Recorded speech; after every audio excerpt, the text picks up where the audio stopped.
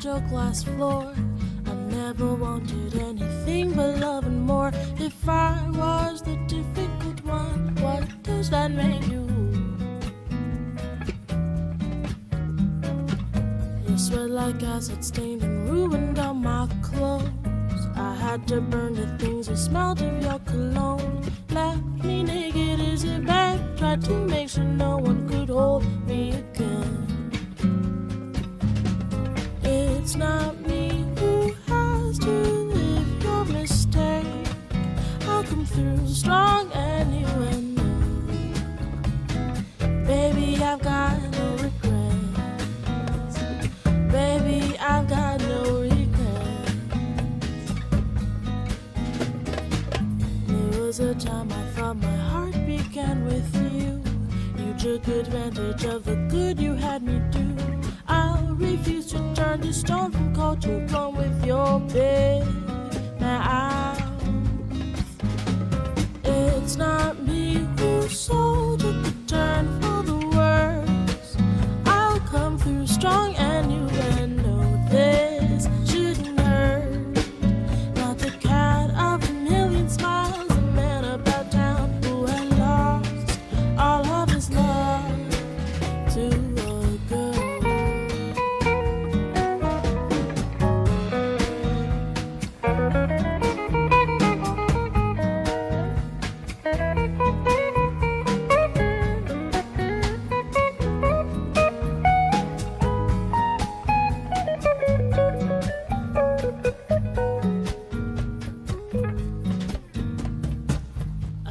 I wanted your alive and simple mind to cherish shallow things that lead to your demise. I'm glad that I don't have to live with all of your shit. I'll come through strong and you know this. Baby, I've got no regret. Baby, I've got no regret. Baby, I've got no regret.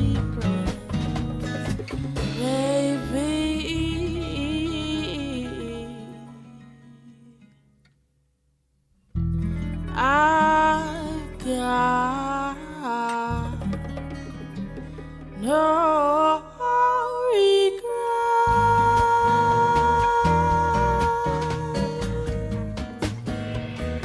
La la la la la la la la.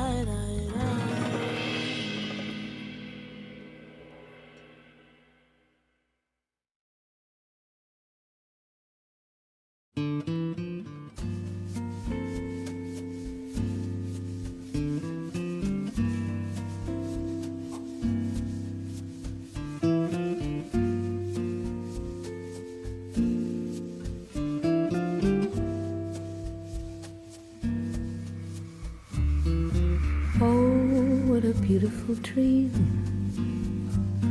Oh, what a beautiful scene. C'est magnifique. Tropical water serene.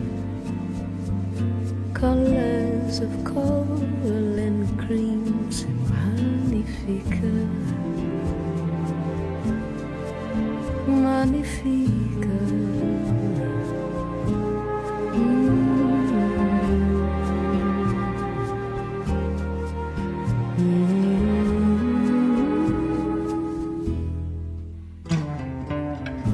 Eu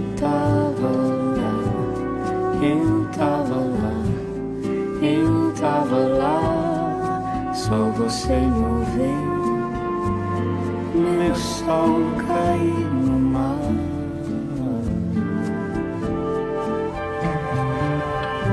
Eu tava lá, eu tava lá, eu tava lá, só você não vê. E o sol cair no mar. Cair no mar. Cair no mar. Cair no mar.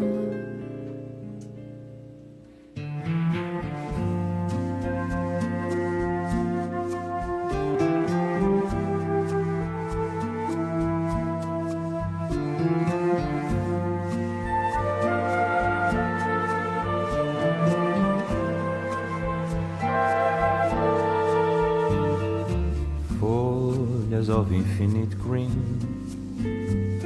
terra e água marinha, c'est magnifique. Dama da noite, jasmim, perfume que mora em mim, c'est magnifique, magnifique.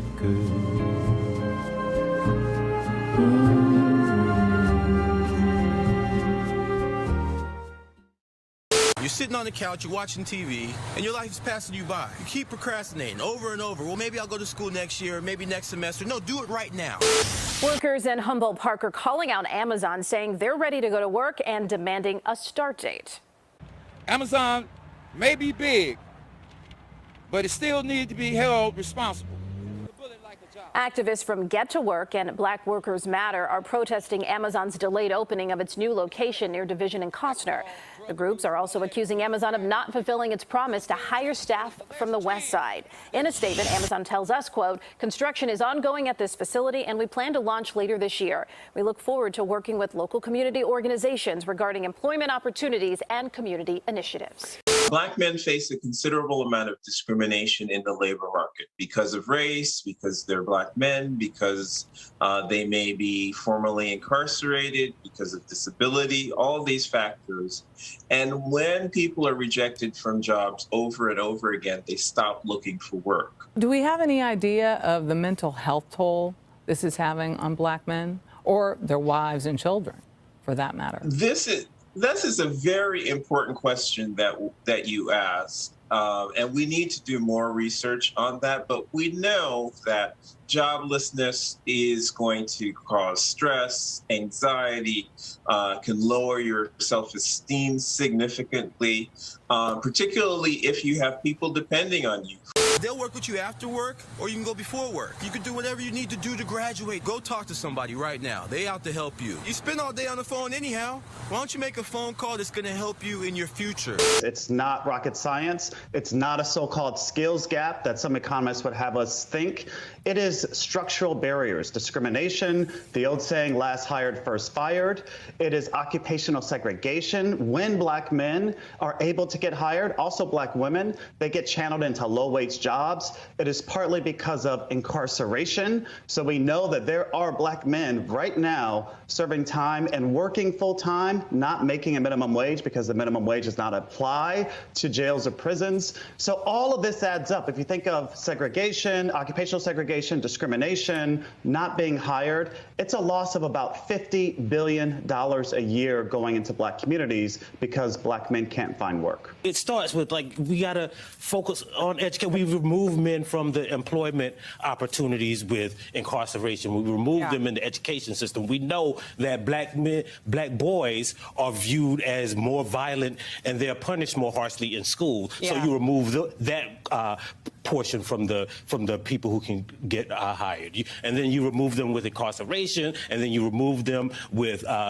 targeting by police. And when you remove all of those people from the pot of people who can get a job, you end up with this unemployment rate, right? We ain't got to do nothing with the hiring part. We got to do something with all of the parts that result in the hiring part. I'm just curious, if student loan debt forgiveness did happen, would this have an impact on the problem we're discussing now? No question, Tiffany, that canceling student debt has racial equitable outcomes. The economy holds Black men in these low-paying and low-wage jobs to pay off student debt, so they cannot become entrepreneurs. They can't become, it kind of holds them hostage in that economy that treats them unfairly by saddling them with debt to even accomplish the same thing that, like, white people get when they wake up out of bed and take a shower, right? So it's so many factors that goes into this structure, right? When you remove all of the structural factors, what you have is a more equal society. And so we got to stop, we got to target this stuff in the beginning and stop focusing on the result of the inequality. I'm personally someone that would favor high levels of legal immigration. The rhetoric on immigration, right, signaling that for people who do live on the border, who are impacted by low-skill immigration, By the way, many Black Americans are, in terms of wages being depressed by competition from labor. Many of those people actually stand to lose on net when lots of low-skilled labor comes over. All you gotta do is pick up the phone and make the call. Why are you making it complicated? It's easy. Why you go to college, I don't care what anybody says. You do that so that you have that piece of paper so that you can walk up to a company and say, this is what I have, and then they can hire you. Unfortunately, the only thing they're looking for is interns. The way it is nowadays is you see all these people here, you see these lines, like people are standing back to back to back to back, and this is just to do free work. I was a boss in the streets before I was a boss of a record label. I ran my posse in the street. I would say all the way to 2005, I was making more money probably in the streets than making music. It's not positive money. I won't never do it again because I have a talent now that's crazy. I had a talent then, I just was overshadowed by street money. I do believe that white people do have the upper hand as far as getting a job because they know a lot of people. They have a lot of people that are in those positions where they can hire more of their own or more people that they know versus an African American that may not even know them or has anything to do with their lives on any level, and they would accept somebody that they know versus an African American. Sorry. Hey ladies, get up. You have to hold the household down, right? They want you to pay the rent and the bills, right? Hello, I had excuses, I had reasons, I had a child young. You are your biggest worry. You were saying it's structural and systemic, which makes a lot of sense. But even the Black men who are working are not paid fairly. In 2020, Black men earned just 75 cents for every dollar earned by white men. And so, I mean, part of this economic recovery, it seems like it is highlighting and perpetuating systemic racism in this country. And so, I mean, it's easy to say, like, yeah, we have to address the structure of the country. How do we do that to have an immediate impact, particularly on Black men? With reparations. When you're in workplaces, most of the time, you always around people that you could just tell that their energy is off. You could just tell, and then you start to get anxiety from certain jobs, or you just wonder why you're so depressed and whatnot. This is what jobs do to people. You know what I'm saying? They got you. Nowadays you can go to a job, especially in the state of Texas. I know it's all around the world now. It's all around the United States, where they could just fire you for any reason. They don't even have to have a reason nowadays. You know what I'm saying? You can literally get fired just for being you. When it came down to working jobs, I just hated it, bro. Like, it's not even that, because I always can make my money. You know what I'm saying? A chosen one is usually a hustler. You always notice that the hustlers, like, they can do it. They can just make their money. They don't have to have a 9 to 5 to make ends meet. I was about to get married. Decided I would leave. I didn't get married partly because I couldn't keep a job. Because I couldn't stand the people I was working for. So I split, Now, I love that girl, and I wanted children. Since you cannot get a job, your morale begins to be destroyed, and the body begins to fail you. Your death approaches. All because, being a man, you've never been able to execute what a man ought to be able to do. And this is not for anything that you have done or not done, by some arbitrary sentence. How in the world, if I can't get a job, how am I going to love anybody except in such an awful pain and rage that nobody could bear it? If the man functions as a man, which is not necessarily a provider for all that stuff, because everybody can understand why you can't buy something. You don't have a job. You didn't have a job when you always going to bed. Why are you going to get a job because she got pregnant? You understand? There's no job. In this civilization, a man who cannot support his wife and his child is not a man. The black man has always been treated as a slave, and of course he reacts that way, one way or another. If you can get up and deal with all that on a daily basis, why can't you get an education for yourself? You still can work, you can still take care of your kids. You have a whole set of people there to back you up. They're waiting right now. So if you call right now, they're gonna answer the phone right now. Take it from me, I did it. You can do it too. So what do you do, Ashanti? I am black. Okay. Don't pull back on me. I don't give a what race she is. No one in the history of time has been asked about their employment. And the satisfactory answer was, I'm Chinese. Oh, the white lesbians are so upset.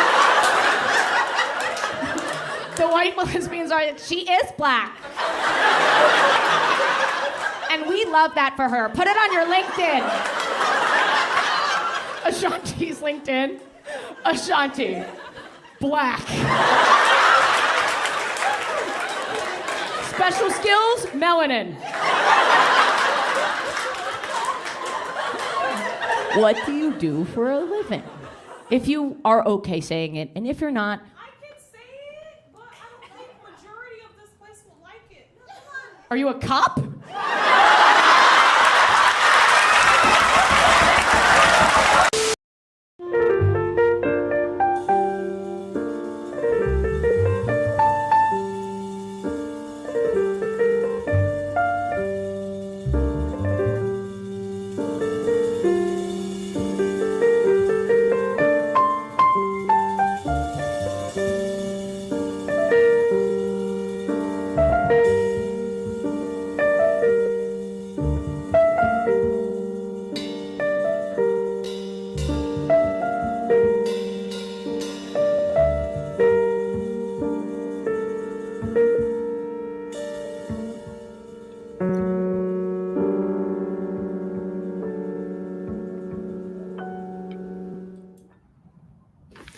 Hello, and thank you for tuning into another episode of Cutting Through the Culture. I'm Chad O. Jackson.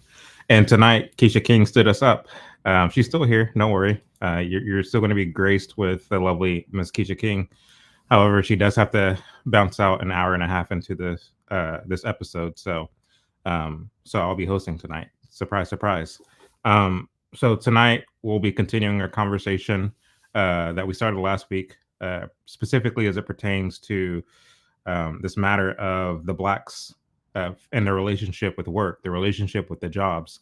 You see, I guess since slavery, a lot of Black people feel that, because we had to work so hard for 400 years, which of course I don't know where this 400 years come from, we shouldn't have to work anymore. We should be able to just, live off the land and live off the taxpayer.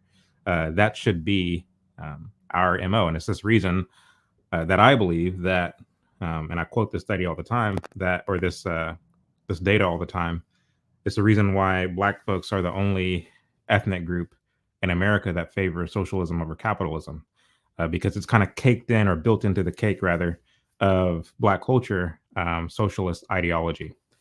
The reason why I wanted to have this conversation in particular is because I oftentimes see this talking point, and I see it from folks on the left and the right. I know that Larry Elder quotes this all the time, which is that, when you look at the issue of immigration, this should be Black people's, most favored issue. This should be the issue that Black people care the most about, because when immigrants migrate from our southern border, they take jobs in low-skilled positions that are predominantly held by Black folks. So basically, these immigrants are stealing Black people's jobs. And, that's an acceptable talking point, I guess. But, my mind, of course, goes underneath the surface, where I'm looking at the bigger issue. Why is it that it's automatically assumed that Black folks, that these, quote unquote, low skilled jobs are reserved for Black folks? Why is it that Black folks have been here for generations, but we still are scrambling for the bottom of the barrel when it comes to jobs? And again, my hat continues to go off to the immigrants who do migrate here, because they come here with a purpose. You see, they understand the proverbial ladder, the economic ladder that exists in the West, and that in order to climb that ladder, one must produce, and one must show their merit. They must show their worth. And so they come to climb that proverbial ladder. And if they don't climb it, they are at least setting the groundwork that their children and their offspring might then climb it. And so, for that reason, I have a lot of admiration for people who come here and are purpose driven, because they're really trying to make a way for themselves. The question then becomes, well, why does a average or typical Black person get a low skill job compared to your average illegal immigrant? I think that there's two different reasons as to why those two individuals are in search for a low skill job. So hopefully we can get into that as this conversation progresses. Here to discuss it with me first, we have Miss Quisha King. How are you today, Miss Quisha? Hello, I am well. Okay. I am well. I'm doing good. I'm happy to discuss this again. I too, I have a newfound appreciation for immigrants and, Hispanics in particular. I have a newfound appreciation. People, they come over, they work real hard. They do. Their families work hard. And so glad to talk about this. I do want to say one thing. The news anchor said to the guy, she said something about wives suffer, the wives suffering when Black men don't have jobs. But I don't know. The stats say that there aren't a lot of Black men getting married. So I don't know, who are these? I don't know. I'm just saying, it doesn't seem like that there are a lot of them getting married. So I don't know the wives that they're talking about. I think if you're married, you probably have a job. So I don't know who she's talking about. I think she probably should look at those statistics again about Black men and marriage and stuff like that. But anyway, I digress. I know it's not about that, but happy to be here to discuss. Anything from the jump that you want to mention that you didn't get to mention last time? No, I think that the more episodes that we do, it is so apparent how communism has infiltrated literally every single aspect of our lives. And even the job situation, this idea that, you need to go and beg the government for stuff that you can't do anything on your own. I think it's just another piece of evidence that shows communism is here. Here it is. And we have to keep talking about these things, because I don't think that people realize. I know we talk about communism a lot in Marxism because we're trying to impress upon our viewers, upon American society, how bad this thing has infiltrated our society, our thinking, and now our way of life. So, yeah. Very well said. Very well said indeed. Wanted to bring up next Mr. Blanch Robinson. How are you today, sir? Whoops, you're muted. All right. There we go. How are you doing? I'm doing well. Doing good, doing good. So why I'm going to assume that you wanted to, but I'm going to ask you anyway. Why did you want to dive back into this conversation? I think that it's a lot to cover. I took some notes. Black people keep saying 400 years. I don't know where they got this extra 154 years of extra slavery, but they seem to be tacking that on to their oppression. But slavery lasted from 1619 to 1865. And that's 246 years. Not saying it's a small drop in the bucket, but it's 246 years, not this 400. The one guy said he's for immigration, even though he says that it will hurt Black employment. It doesn't make any sense, but he's very pro immigration. Boosie said he was a boss on the streets, but he was a drug dealer and a murderer. The reason why Black men are in prison is because they're doing crime. They're guilty. The Black guy with no neck, it was just a big crybaby. James Baldwin said he loved that girl.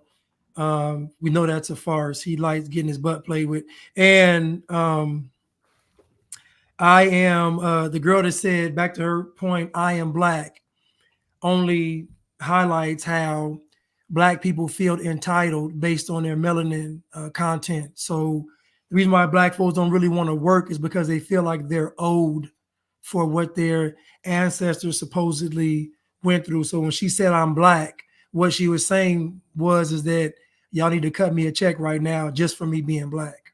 But we got to talk about it because to me, not wanting to work is cultural. And when I used to work in education, I saw it.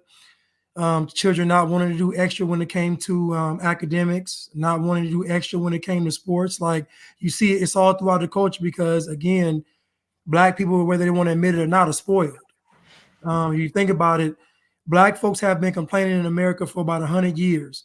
And my question I'd ask to you all is, what have black folks complained about that they haven't gotten? Everything black folks have complained about, they've gotten. So again, this notion that America is racist and all this stuff is BS because when y'all start crying and complaining, the government gives it to you. So yeah, we got to talk about it. Agreed. I'm sorry, I have to mute myself. And then last we have Mr. Chuck Littleton. Chuck, how are you today? And what are your initial thoughts on the continuation of the subject? Hold on, Chuck. Panel, is it just me or can y'all barely hear Chuck? I can barely hear Chuck. Barely hear him. And is there echo? There is an echo. I got a little message when I logged into, when I clicked the link for the show, StreamYard link, it gave me a message that said you might experience echoing audio issues. They said StreamYard is trying to work on it. So it was saying that, you might want to use some headphones that may help with the echoing. Okay. Well, do me a favor and bounce out and bounce back in, and we'll pick up from there. Hopefully that works. While we're waiting on Chuck, I wanted to let's see if I can do this. Okay, I'm gonna have to share my entire screen. So I wanted to shout out part 2, Google Chrome. Okay, it's not gonna let me do it. For some reason, StreamYard never lets me share images for some reason. But I wanted to shout out. I'm gonna have to share it from my phone. Mrs. Goldie, she left a super chat on our way out last night, and I want to make sure I didn't forget to mention it. So this is it right here, just so y'all know that she left a super chat, and I wanted to bring it up on the screen, but for some reason I'm not able to share my screen. She says, "God has given y'all this platform to wake up the last of the sleeping sheep in these end times. I'm an ultrasound technologist at a crisis pregnancy center. I have so much insight to share when y'all are ready. God bless." So definitely be following up with her on that. So thanks, Miss Goldie, for the super chat, and looking forward to getting into the show. All right, so let's see if Chuck is ready now. All right, go ahead, Chuck. All right, is it a little bit better? Yeah, it's a little bit better. Sure. I mean, no. What do y'all think, panel? It keeps saying about the Chuck is on Android / Chrome, which has a bug that causes echo. It said Google. It said Google is working to fix it. Is there another streaming, like what I can use browsing? I can use I can use the Apple iPhone if you need me to. Yeah, that would be tremendous. All right. Well, give me a second. I will be back. It will be back. It sounds all right now. It sounds better. Yeah.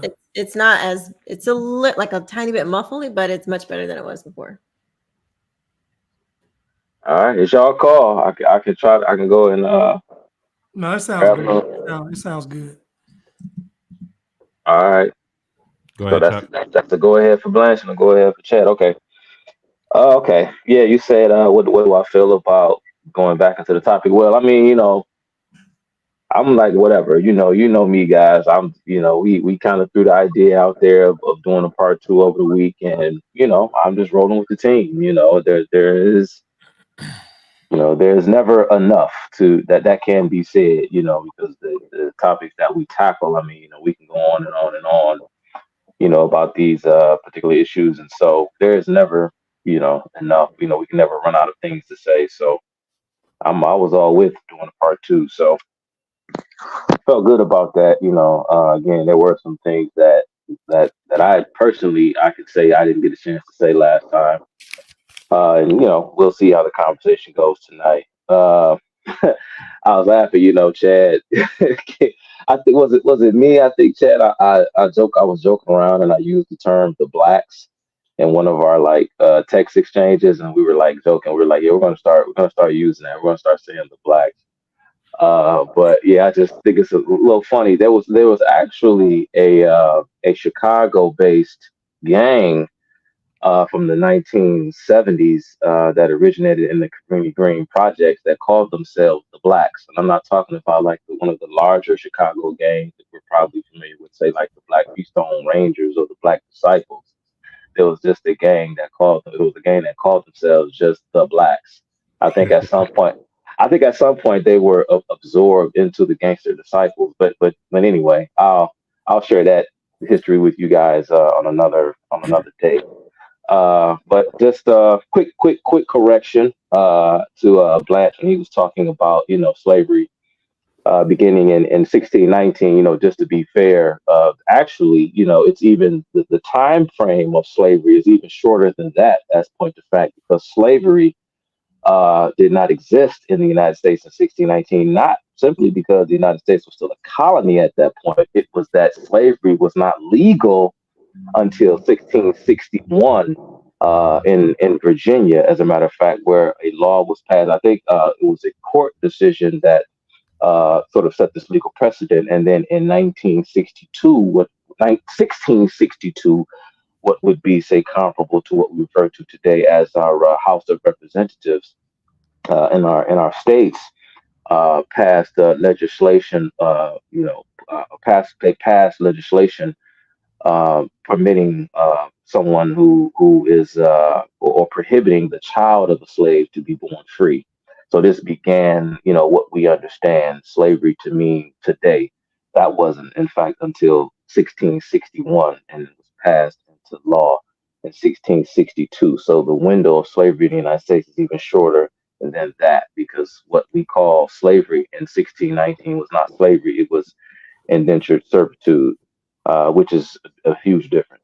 I like Quisha said, I did take note of the fact that that woman talked about the health of the wives of the black men who can't find jobs, and I just simply wrote down what wives. I don't know what wives you're talking about, because very few black men actually have wives.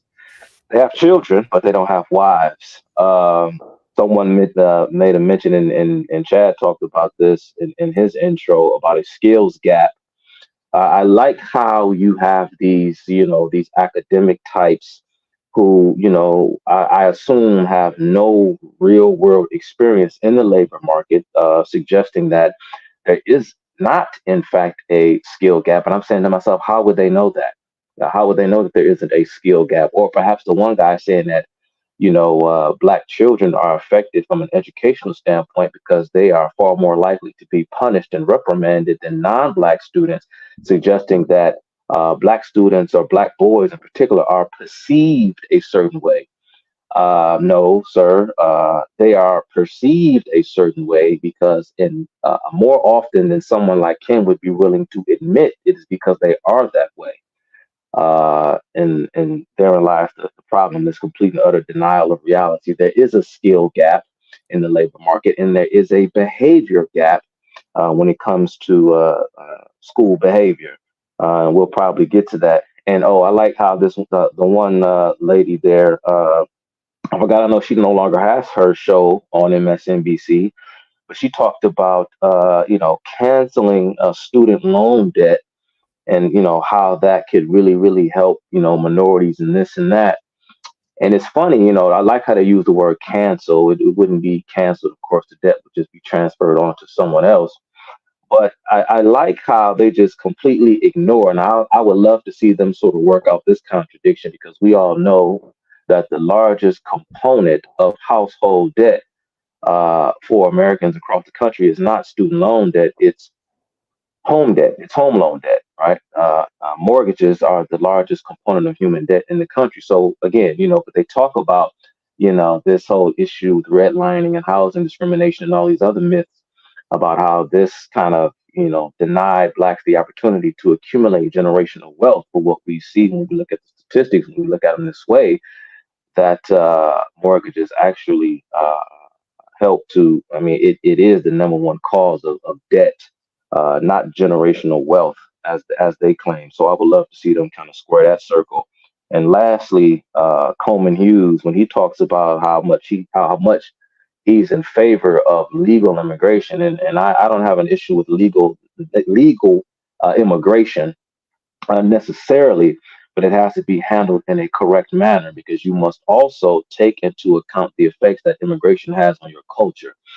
And this is one of the things that are, you know, when we had more responsible representatives running the country, understood that too much immigration too fast was a bad thing. Anyway, and we'll kind of speak about the consequences of that probably later on throughout the conversation. I know that I have more to say about that. And yeah, and then lastly, you know, you got those two windbags, Nikki Giovanni and Nikki Thug Life Giovanni and James Baldwin, just blabbering back and forth, talking about a bunch of nothing. I mean, you know, you can never you can never get tired of that exchange. Boy, oh boy, what morons. But that's it. But let's get into it. I do want to say also that they were talking about the college degrees, and Chuck just mentioned something about with the student loans, but most Americans don't even have a college degree. Right. So, you know, it's not even like, that's not it. That's not why, you know, Black people are not, Black men in particular are not succeeding, why they don't have jobs. You don't have to have a college degree to have a job. So just wanted to make that note. Yeah. Trying to find the clip that you're referring to. Because I had some things I wanted to say on that as well. Go to college. I don't care what anybody says. You do that so that you have that piece of paper so that you can walk up to a company and say, this is what I have, and then they can hire you. Okay, so on that note.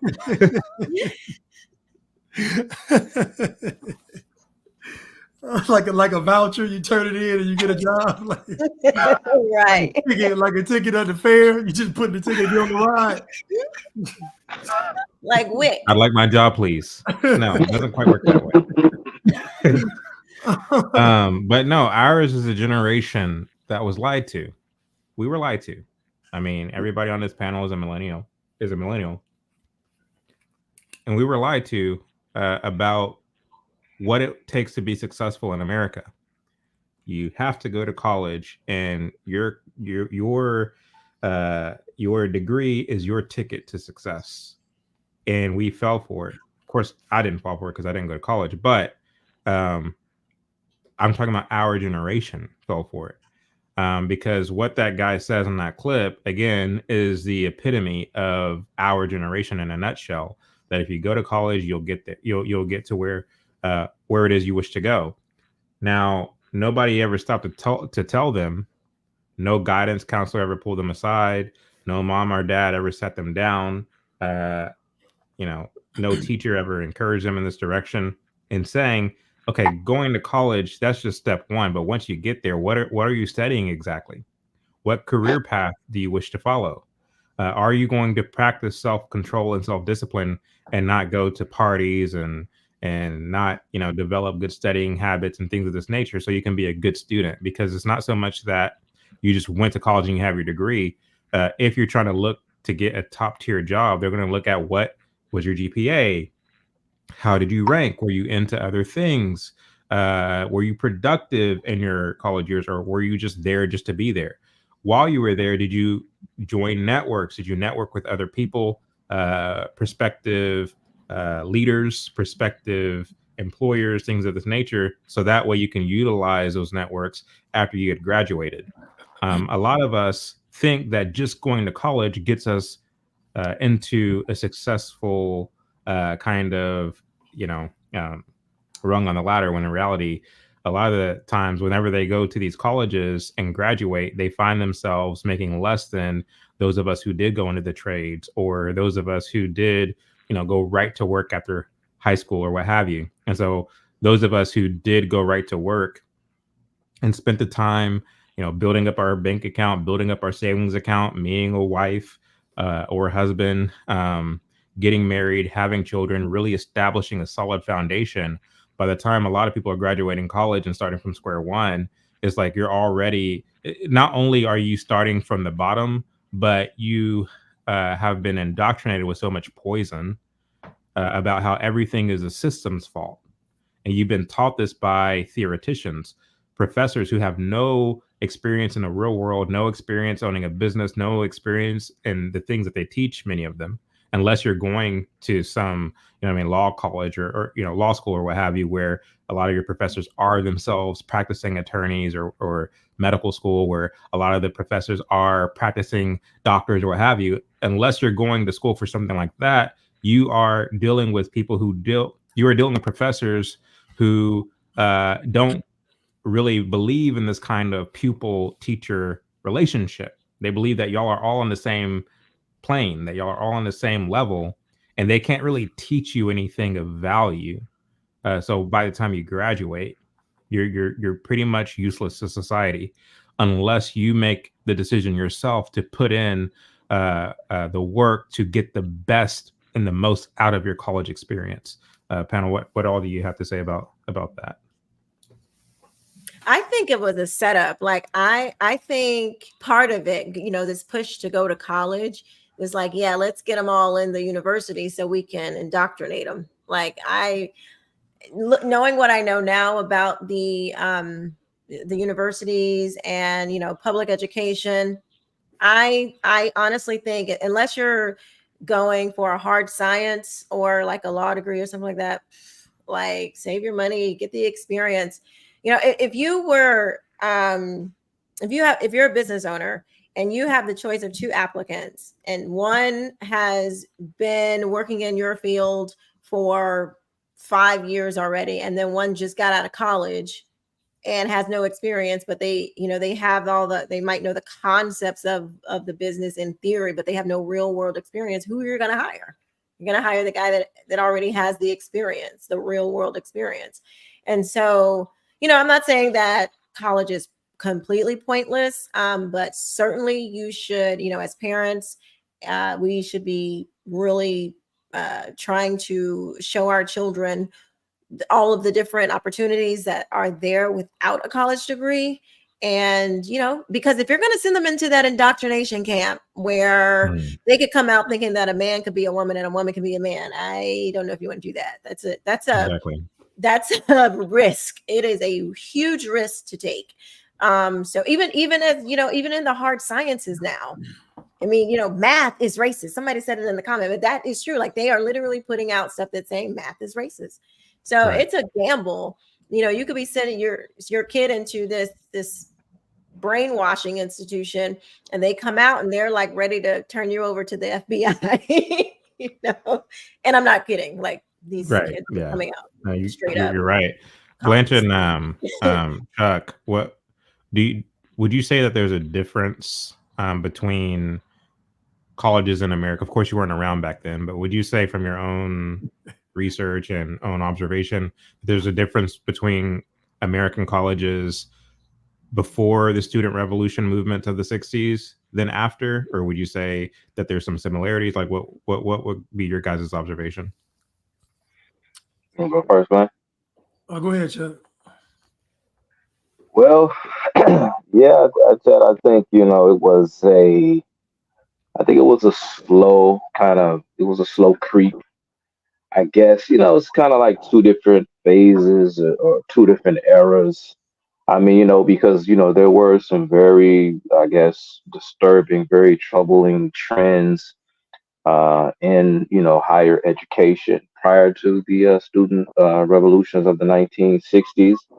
I think maybe by the 1960s is when we sort of saw everything come to a head. I think from about the end of World War II, leading up until the Vietnam conflict of the Vietnam War, took again about I would say another 15 to 20 years or so to really sort of radicalize that baby boomer generation. But I think things began to really shift and change as far as higher education is concerned, especially in the field of the liberal arts.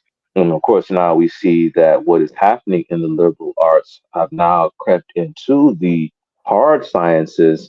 But yeah, our liberal arts curricula has really taken a huge hit, and I think that began, probably as far back as the 19th century, if I was being frank and accurate with you. But yeah, by the 1960s is when we really began to see a huge shift and change. At least it became more noticeable from your average everyday observer who perhaps never went to college or never paid much attention to what was actually going on our campuses. But yes, by the 1960s, that particular crop of from your just average Marxist kind of sympathizer to your Marxist intellectuals to your outright domestic terrorists like Bill Ayers and many others. They quite frankly began to see education as the front for their revolution, and so yeah, there is a huge difference, and I think with how the kind of this the censorship, this whole Marcusian repressive tolerance type Bolshevism that we see on our college campuses, even prior to, I mean, college campuses have always been sort of bastions of left wing thought, but you didn't really see this kind of violent suppression of opposing views until the 1960s, and it is only progressive. It has progressively gotten worse, unfortunately. So, yeah. I would say that I don't know what college was like prior to, I guess, the 1960s, but I imagine that folks that went to college, the majority of them went to college, I guess, for a specific field. I think in the 60s, we saw this whole notion that you could get paid off of an idea.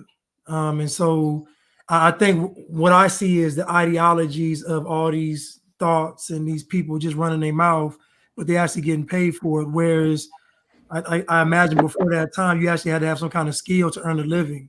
And then we see all these activists just basically just going around the country talking and writing books and getting paid. So I imagine that the whole purpose of the education system as a whole was to, I guess, brainwash the masses. When I was in college, though, I don't remember all of this. I remember having a professor when I was a freshman. His name was, I don't want to say his name because he might be, but he was Black, liberal, gay. And I remember we were in class and it was two white girls in the class. And he said that they had said they didn't like that he did something with the syllabus or something. I don't know. But he said, I don't care what you little privileged white girls have to say. This is my, like, he just went off. And the white girls like, well, we're out of here. We're leaving. He's like, get out of here. And I thought it was don't get. Yeah. And I thought it was crazy because I never saw a teacher act like that. I never saw a teacher just kick out some, especially in college. But anyway, they left the class. But anyway, but my point is, I guess he was the first that I saw, the liberal, all about race. And he's taught English 101, which is crazy, but he always brought up race. But anyway, to me, he's the template of what we see today on a mass scale. Did you like him at the time, or like were you like rooting for him at the time, or were you like taken aback by the situation with the white girls? Yeah, I was taken aback because I was like, to me, he was just upset with them for something that was simple. Like people question the syllabus and what we got to do all the time. Mm-hmm. And I just thought it was crazy that he was like, just basically charged them with being white. It was because they were white that they were questioning his class. And I'm like, dude, you stop. You're like a TA. I mean, come on. But anyway, yeah. Hey, let me ask you this, Chuck or Blanche. What? Because you're from California. What drew you to Atlanta? Was it college or a job or what? Decadence, ratchetness, just being deplorable. Atlanta was hot at the time, and I said, let me go down there and like Prince Hakeem soil my royal oats. But little did I know, but yeah, so that's why I went to Atlanta. It was for that reason. And you're about to move to Texas, right? I mean, if I move, that's where I'll move to, is Texas. Yeah, that's where I'll move to. I didn't know that. All right, okay. If I move, I'd move to Texas. But what's wrong with Florida? Florida's nice. I heard Florida's going to be underwater, so I don't know. Okay. Florida's racist. NAACP issued a travel advisory for Florida, so you got to be careful going to Florida. Yeah, they said I might get mixed on South Beach, so I gotta. Yeah, I'm surprised you're making it, Quisha. Huh? I'm surprised you're making it out there in Florida. I know. I'm struggling. They're trying to get me. Fortunately, the only thing they're looking for is interns. The way it is nowadays is you see all these people here, you see these lines, like people are standing back to back to back to back, and this is just to do free work. I do believe that white people do have the upper hand as far as getting their.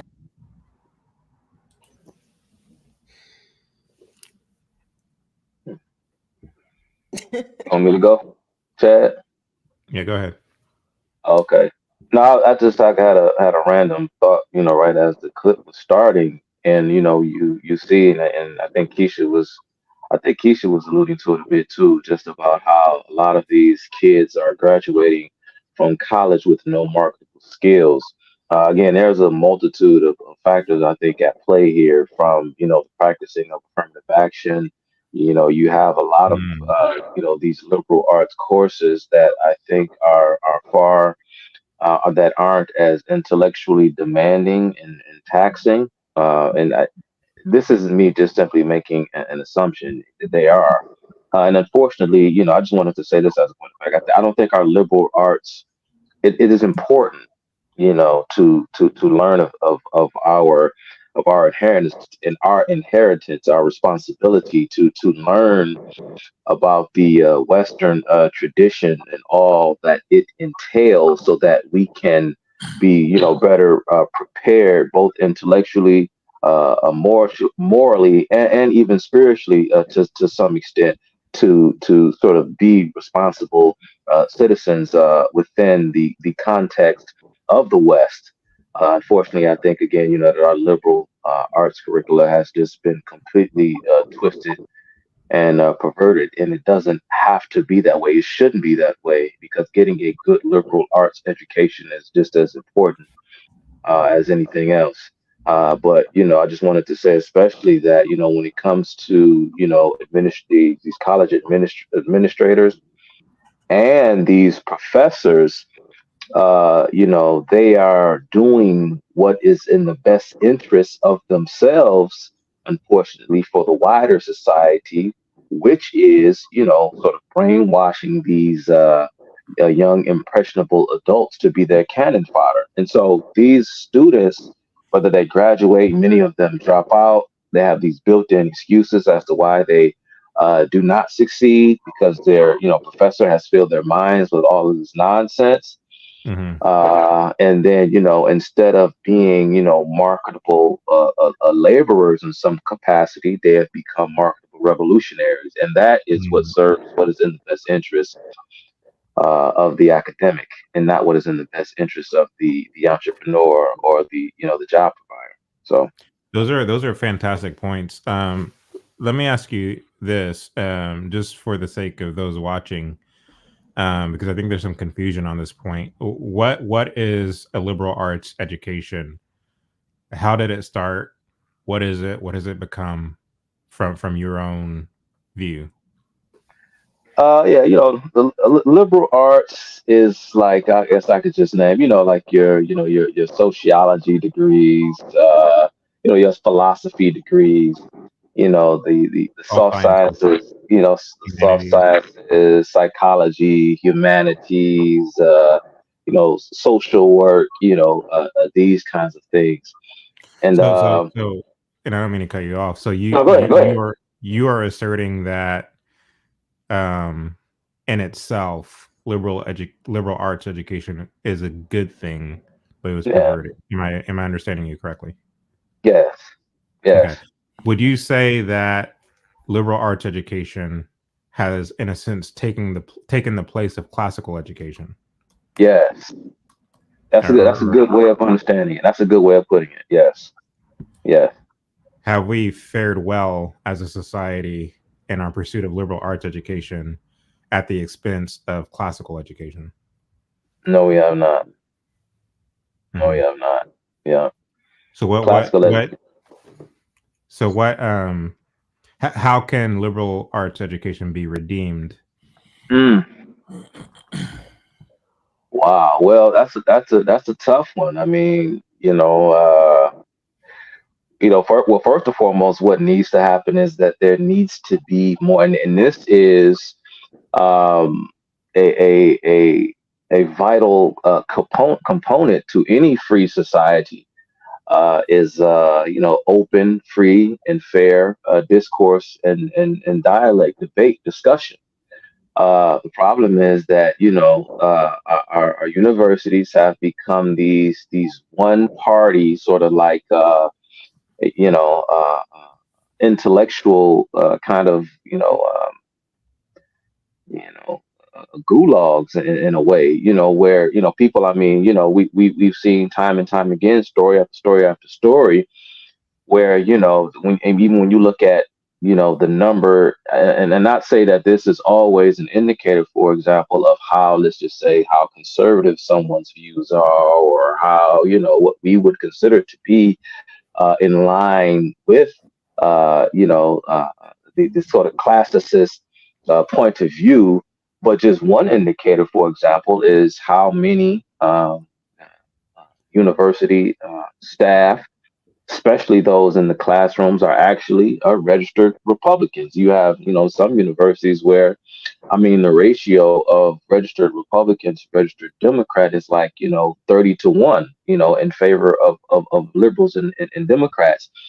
And of course, I forgot the term that is used to describe the psychological sort of phenomenon that occurs when there is one side and one side only, and there is no opposing viewpoint to sort of create that healthy counterbalance. There's this confirmation bias, wherein one person simply attempts to, for the purpose of getting this kind of social group approval from those around them, they will simply try to one up the last person, in an attempt to get that sort of positive reinforcement. So the Overton window just continues to move in one direction when there is no healthy counterbalance. You just continue to see the group become more and more radical. So easier said than done. We you need more fairness and more openness, and because you can't have a free society when there isn't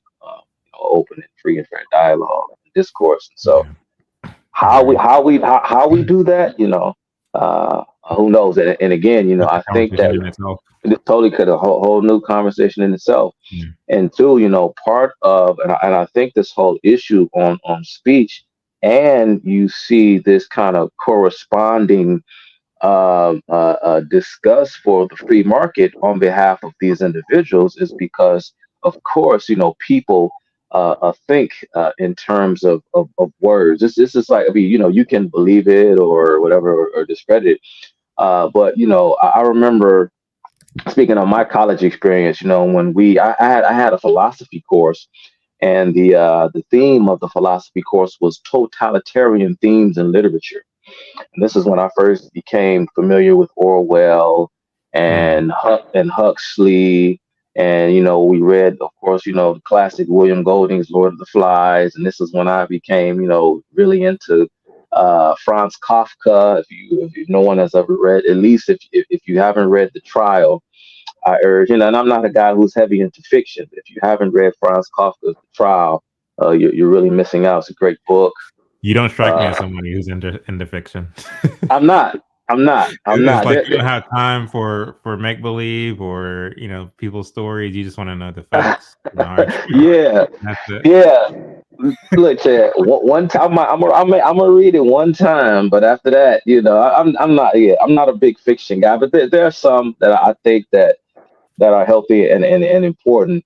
But yeah, like when it comes to You let's just say, like C.S. Lewis, and he's fiction guy. Yeah. Yeah. But see, people. What I was saying though was, people sort of think in terms of words, and that's why George Orwell and his dramatized depiction of the Soviet Union, which is what 1984 was meant to be. Because George Orwell was a diehard critic of Joseph Stalin and the Communist Party of Russia. And when, of course, when we even use the term, Orwellian, that sounds Orwellian, or double speak and new speak and these things. And so, and if you're familiar with, whether you read the book or maybe you've even seen the film, they even outlawed the usage of certain words, because without certain words, without those complex utterance around which people gather in order to negotiate the meaning and the terms of certain ideas, hence negotiating the terms of certain concepts, then there would be no need for one to enter into a kind of foray into particular acts, and because there would be no word in the language to discuss certain things that would bring about certain actions that would be to the consternation of Big Brother, of the party.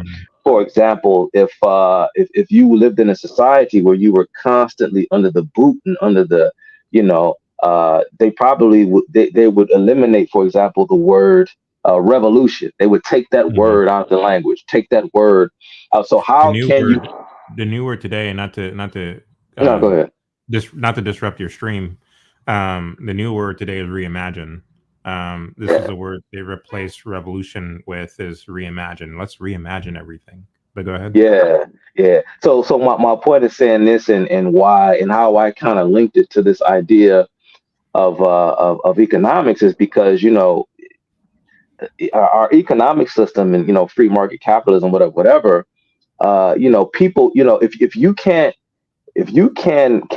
put this strain, and you can demoralize people just simply on the basis of thought, and to discourage them from even thinking, I think you can severely cripple a society's economic prospects, because because they no longer think, they no longer explore, they're no longer so, because a person's kind of tangible creations and such are just outward expressions of what, of course, began as simply an idea.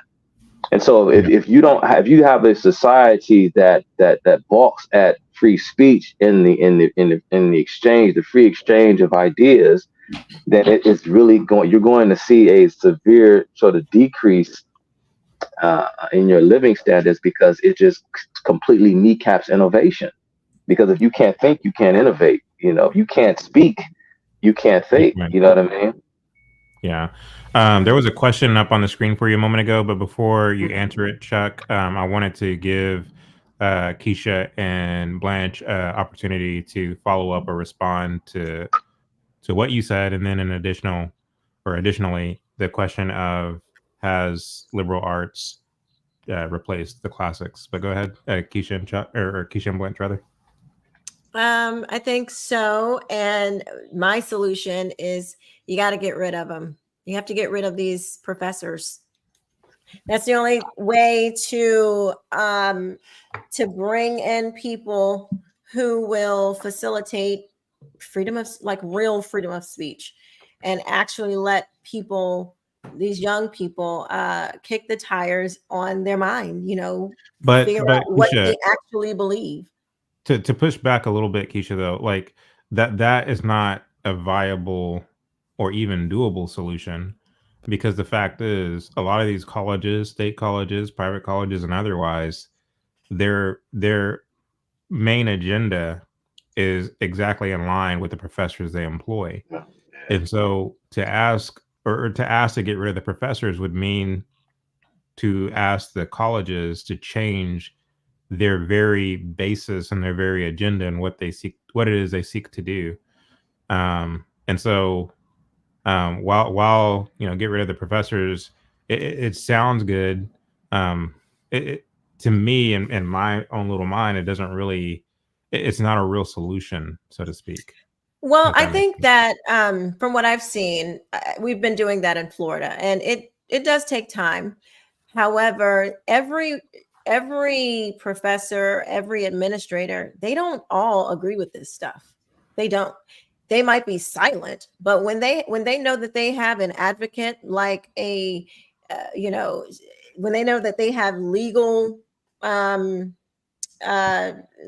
ramification or legal circumstances that they can lean on, they do start to speak up. They start to voice their opinions when they know, okay, this is not going to get me fired or canceled. And some of them just flat out, they just get sick and tired of it and say, look, this, I can't deal with it anymore. And they become. But is there a line though?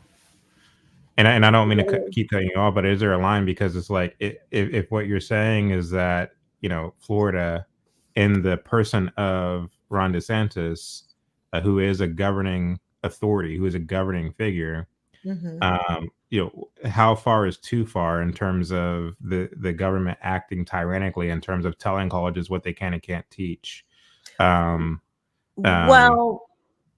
go ahead. Part of that is because a lot of these things are literally against the Civil Rights Act. I know we talk a lot about that, but if you are telling people that they have to judge people based on their skin color, you're literally in violation of the Civil Rights Act. So some of these laws are already on the books, and we're just not using them as conservatives. We're not using them to our advantage. Some of these things are, it's being proactive, not necessarily. It's where I have seen it. Let me say this first. There is always the potential to go for any politician, any lawmaker to go too far where the government gets too involved. And certainly that is not something that I would advocate for. But where there are laws already that are on the books, we should be using them.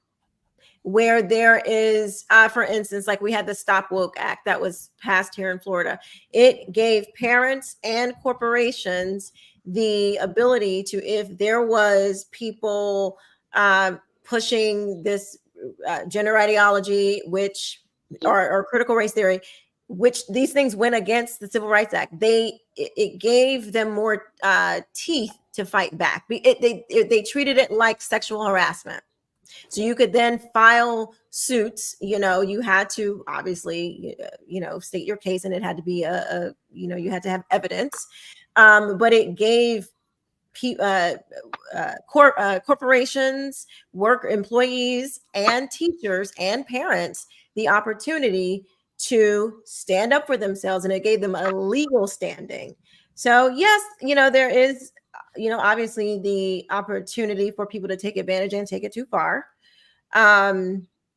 But in this case, it's being treated like, for this particular instance, it's being treated like sexual harassment, which I guess there's a case where people can say, like, there are instances where that has been taken too far as well. Well, I just asked a question. I just asked a question, like, because I mean, there's things that we as conservatives pump our fists for, and I'm not saying that you're doing this, but there's things that we pump our fists for, and when we see the government moving to crack down on wokeism, but let's say that for some odd reason DeSantis loses the next election, a liberal is then elected, and they promote something called the Stop Patriotism Act, and they do some of the same things that we see DeSantis being accused of doing, because I get that the media misrepresents what DeSantis is actually doing. I get that they misrepresent what the state legislature is actually doing. We saw this with the Don't Say Gay bill. That's something that they coined to try to besmirch someone like a DeSantis or what have you. So let's say a liberal gets in office and they have something called the Stop Patriotism Act, and they do some of the same exact things that the so-called right is doing in Florida. What would then be your position as a supporter of DeSantis if something like that were to happen? What would be your argument against the moves that they're making? Well, like I said, there is obviously the potential for people to go too far, or for laws that are not favorable for everyone to be put forward. I think that's why you have to be proactive. You have to know what is about to be passed in your state, in your city, so you can get together and stop certain things like this from happening. The problem is that most of us are not involved. We don't even really know. We just go on. It's how these things happen in the first place. For instance, here in Jacksonville, there's this thing called the HRO. It's a human rights ordinance.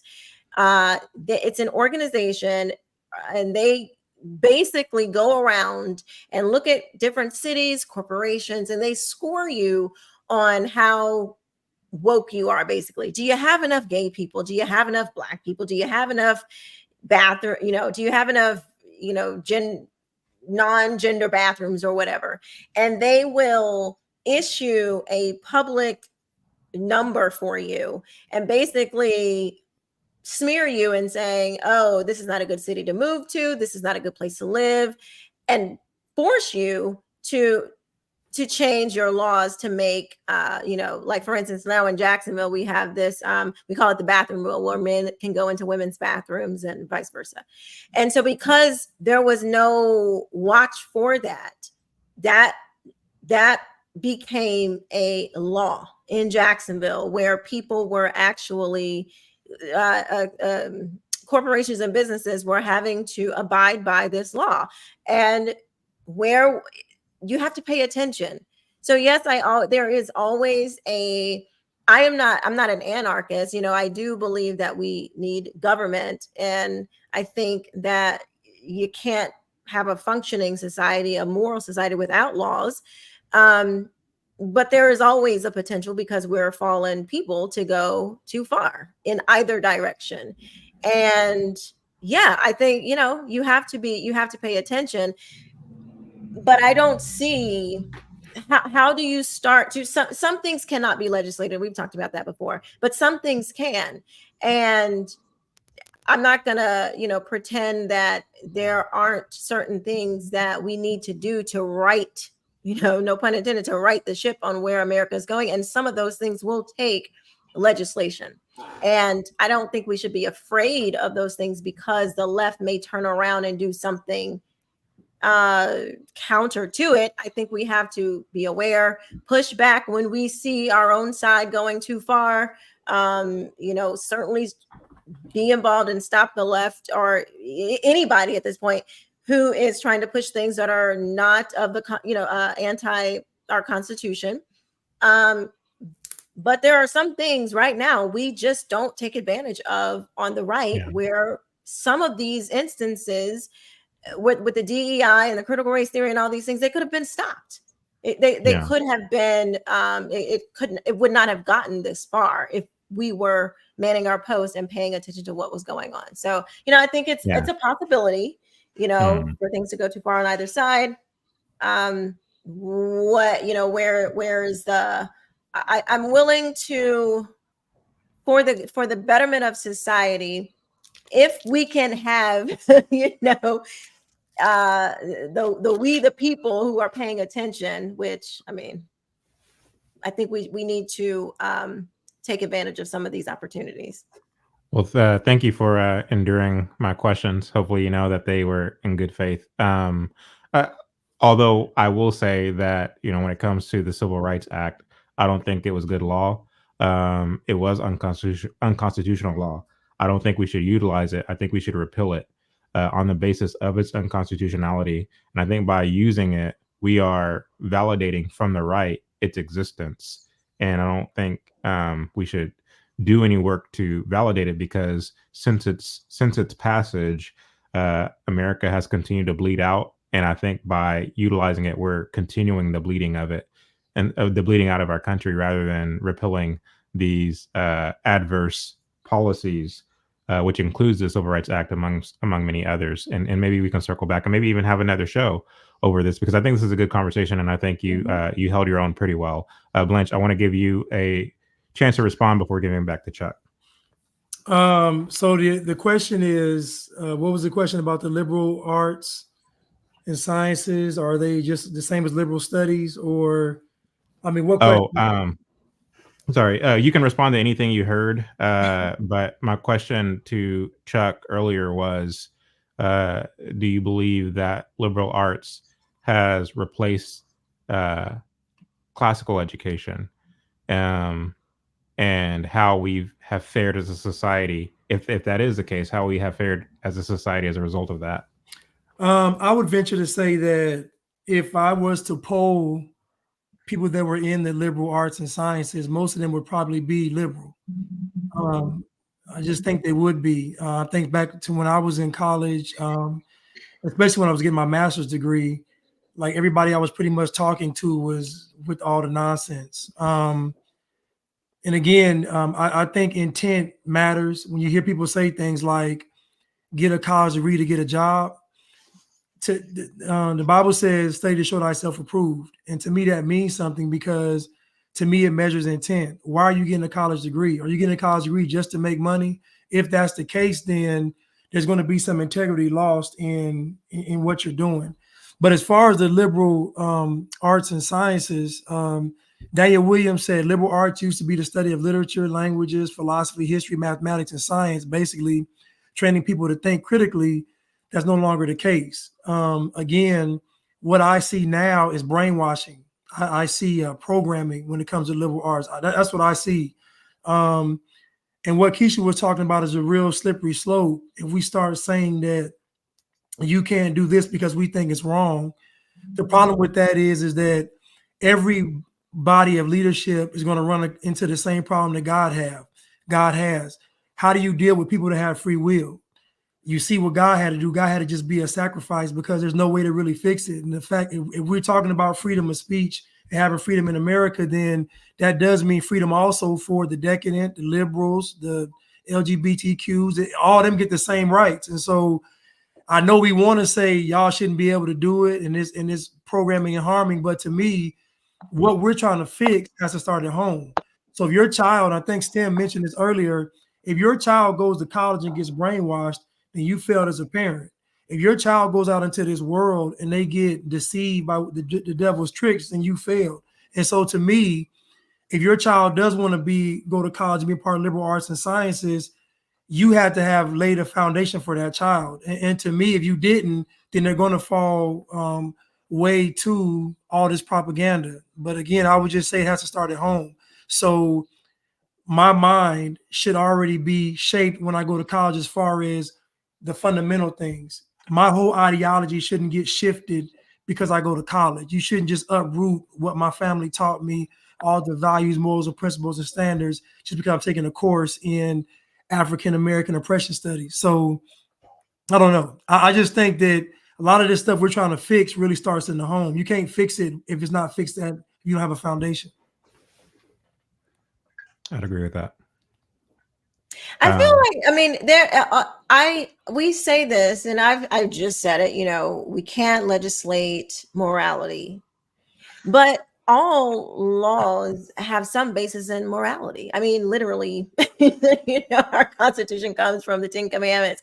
I mean, our laws do come from the Bible. We have a Judeo-Christian framework. So we say that, and it sounds good, like in principle, in theory, but it's like because if we walk that logic out, who's to say? Why do we say that you can't commit murder?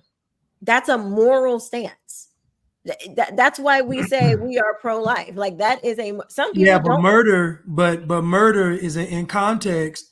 If you murder someone in self-defense, then it's okay. Like you see what I'm saying? Like the line gets blurred because legally there's a difference. Legally, there's a difference between like I forget exactly what it is, like killing, murder, and like self-defense, and all that kind of things. But like murder, when your intent to murder, like that is still that's a moral position, because as Christians, we believe that killing a baby in the womb, that is a human life. That is like we believe that that's murder. We do. So think about like gay marriage, right? According to the scriptures, there really shouldn't be a such thing as gay marriage, right? According to the Bible. But based on your rights and freedoms in America, it makes sense that gay people should be able to get married because we're quote unquote in the land of the free, the home of the brave. So that's what I mean when we get to talking about these things, it's kind of a slippery slope because DeSantis is being accused of doing things like suppressing free speech and doing like he's being accused of these things. I don't necessarily agree, but I understand the argument because when we start talking about these things, how do you say what someone can and can't do if your whole premise of the country is freedom? So I should have the right to be able to do what I want to do. Now, I'm not talking about, obviously the trans story hours and all that stuff, but it is a slippery slope still because where do you draw the line at freedom and you infringing? But with that law in particular, it was geared towards children. So we've already set a precedent legally. If you're under 18, there are laws, federal laws and state laws that say you can't show obscene materials to children. That's already a law. And so when these books and things that were being shown to children was clearly pornography. And we were that's why I say it's like we say we can't legislate morality, but in a sense we do. We're always doing that because you have to make those judgments in order to have a functioning society. Because if we were to say like, okay, children can watch porn and there's nothing, how do you have a society when you're literally destroying the minds of children? Like you have to have moral standards and frameworks in order to live amongst each other. You can't say, well, you can just go and kill your neighbor, you know what I mean? Like to you, because it's freedom, with you be free, So it's like, I understand what you're saying, but it's, because I remember being in school. It was to children. I remember being in school and they used to show us genitals with STDs. Like they would literally just show us genitals with all kind of warts and cauliflower and broccoli and all that stuff on genitals. Then they would show us people that got mutilated in car crash. Like they used to show us this stuff like it was nothing. But now that could be considered bad, like what I'm saying, just because but to me it's about the intent of why you're doing it and why you're showing it. I'm not disagreeing with you. I'm just saying I understand what Chad is saying when he's like, where do you draw the line? Because it's a fine line when we start talking about infringing upon people's rights. No, I agree. I agree with Chad too. I do think that there is just to be clear, I think that it is a possibility. That's why I was stressing paying attention and because there's no, we live on this side of heaven. There is no perfect government, but like Thomas Sowell says, there's no solutions. They're just trade-offs to what we're trying to figure out here. And I agree with that. I think we do have to be careful. I think we do have to be, there is the potential for the left to come in and do the same thing, or institute there another way. When we were having these conversations with these library, like the librarians and the people who were over the books and stuff, to hear these people talk and to try to justify showing pornography to kids, you had to be there to hear just this lack of decency. And so, like, okay, we on one hand, no, we can't.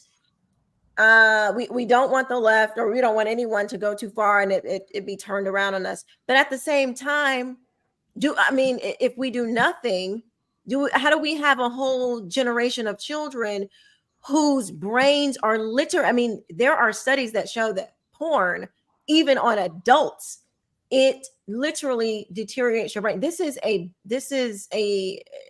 problem, a serious problem. Pornography in America, period. Now we're talking about to kids.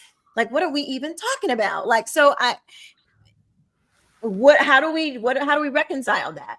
Do we do nothing and say, because we don't want the left to turn around to say show porn to kids, or do we take a stand with what is right, because we know what is truth? We know that these things will, I don't give a dog, I don't care how much you on the left, I don't care, I don't have to be a Christian to know that showing pornography to kids is bad and wrong. That is truth. And non-politically, politically, however we want to put it, there has to be something done, because we're going to create, if we let this ride, what we will create will be way worse than not doing anything about it. So that's sort of my position. I understand the possibility of the left coming in, or anyone coming in and taking it too far, and all these things, like the Patriot Act. We're like, yeah, we were bombed, so now we need to spy on Americans. It's like, okay, it's too far, and that's from the right. It always has that potential. I just don't know, like, to not do anything. It's a tough thing. All right. You got to bounce out, Quisha?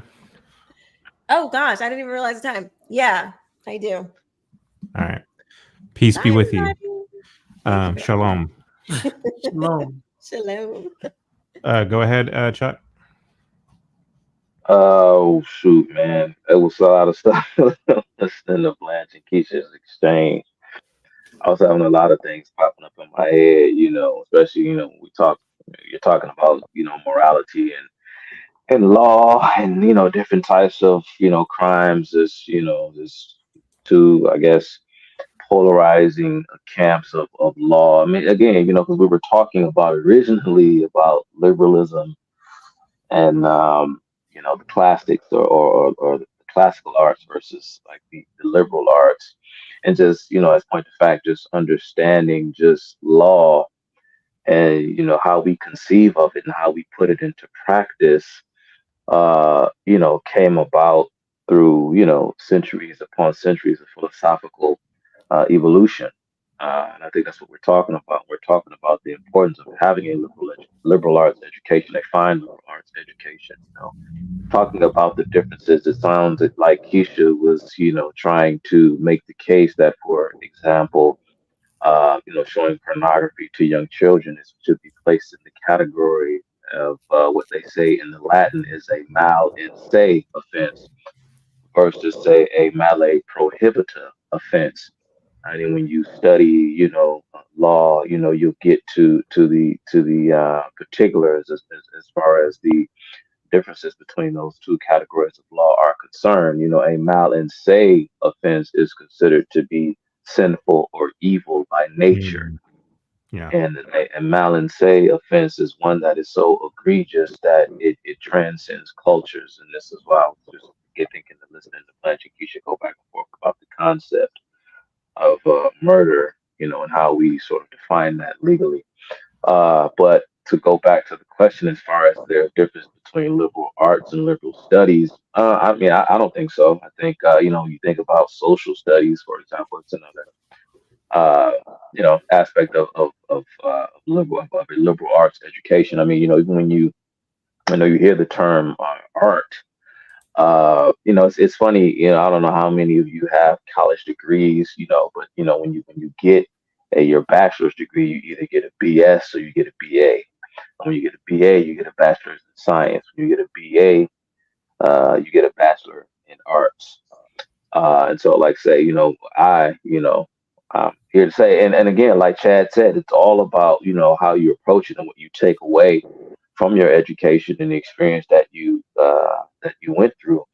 A lot of my experiences in college, I lend to this very platform in discussing and unpacking these issues because I received a 4-year degree from a major university, and I received my degree in sociology, guys, because I wanted to go off into education and wanted to be I myself, full disclosure, I wanted to be a university professor.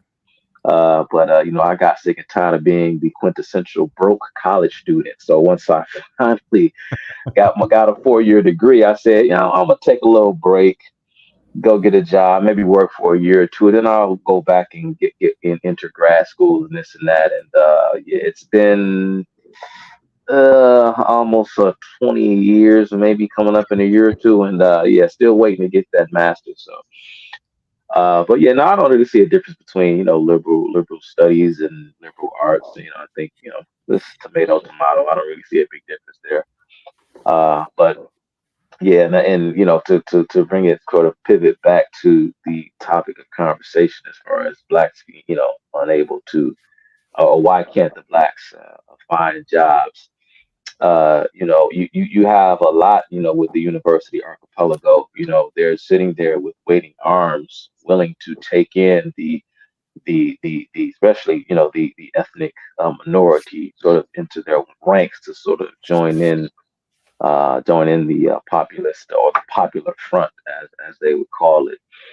Because many of minorities, like other folks, go into college with the expectation of getting a degree in, say, engineering or science or something to that effect. And due to affirmative action, I know Chad, we've had a show where we talked about affirmative action prior, and I agree with Chad on the issue of affirmative action, because when you look at, and Quisha was bringing up the Civil Rights Act and this and that, part of a huge part of the kind of justifying legal principle on which the Civil Rights Act was founded was what I consider to be a bastardization of the 14th Amendment's Equal Protection Clause. And this is what you see, when it comes to a lot of, say, for example, this shifting and this federal largesse in order to sort of make the institutions equal, because we even dealt with this last week from a different point of view when it came to what I call lawfare, and these kind of liberal, these bleeding heart liberals and do-gooders, and that's being kind to them when they take up the cause of trying to eliminate discrimination on the behalf of someone else who may or may not even exist.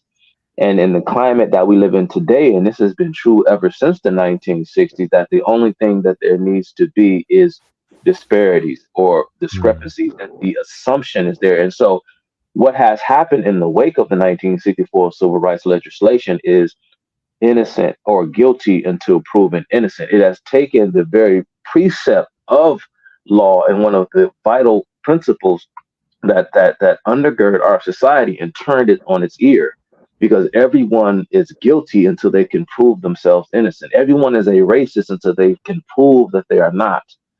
And they're sort of in lies the problem. And this is why, once again, as I mentioned last week, why a lot of potential employers shy away from blacks, because they don't want to deal with the weight of the entire intelligentsia and the activists and the political class arrayed at them if they just so happen to, or if there's a perception that they have mistreated a protected class of individuals. And so, we have a huge problem because the market is not being allowed to function. And I think, and immediately when Chad asked that question to Quisha, I started kicking, my gears started churning, and I said, well, it's not a quick fix. And I think a lot of conservatives fall victim, and we know the left, they don't allow the market to work at all. But there are times in society where there's a moment, the longer than we'd like it to be, and where there is discomfort and toil and uncertainty. But I guarantee you that over time, human being, we will figure it out. I saw, and the reason why I bring that up with regard to the whole scholastic issue or higher education is, once again, if perhaps if parents stepped up and said, because I've told my children, not only I've told them I don't want you to go to college. I may even step it up, go a little bit further and say, not only do I not want you going to college, you are not going to college, especially if you don't show me that you are college material and college worthy and all of that stuff. I will forget the admissions office at some university. You got to get past me first. I'm going to be the one to determine if you in fact can go to college, because you have to pass my test, but you got to pass the standard in house first. And I don't know, maybe the market can take care of it, eventually. I mean, if there are no children going, then, who knows, perhaps, market pressure will force a lot of these institutions to change. And again, I don't think it is something that will happen overnight. It may take a decades or so. But again, incentives will change, once human behavior begins to change, because if we no longer place an emphasis, whether we're talking a cultural emphasis or even an economic emphasis on higher education, then I think over time, perhaps these institutions will be forced to change. And Chad, if you want to address this whole question of, because we talked about last week, maybe addressing unions, I just want to say to Ray Alexander, I laughed at you when I see you going back and forth in the comment section with my buddy Rick Hempstead. I don't recall you ever really posting in the past, Ray Alexander. So I don't know if you're new to the show or whatever. So welcome. But I laughed when you talked about NHL, MLB, and NBA players having high salaries because they belong to unions. I was laughing at you because that was just a very, very silly thing to say. Very poor example, Ray Alexander. I'm not trying to start an argument with you or comfort or anything like that. Like I said, you're probably a very bright guy, but that wasn't your best argument there, sir. Wasn't exactly your brightest hour. Yeah, what is your best argument, Ray? So what I will say is, as someone who has studied the founding fathers in tandem with the Enlightenment, and what they drew from the Enlightenment, what they drew from their own circumstances, and what they drew from their own education, I found that time after time, the founding fathers, with the exception of George Washington, had a classical education. And this is important to note because they were studying the classics. They were studying ancient empires. They were studying the rise and falls of these ancient empires. They were studying a lot of the deep questions that man has asked since the dawn of history. And they were contending with these things. And it really came to bear when it came to concocting the Constitution. You had the Federalists and the Anti-Federalists, and they were grappling with what will America be? What will it look like in terms of the citizens' relationship to its government?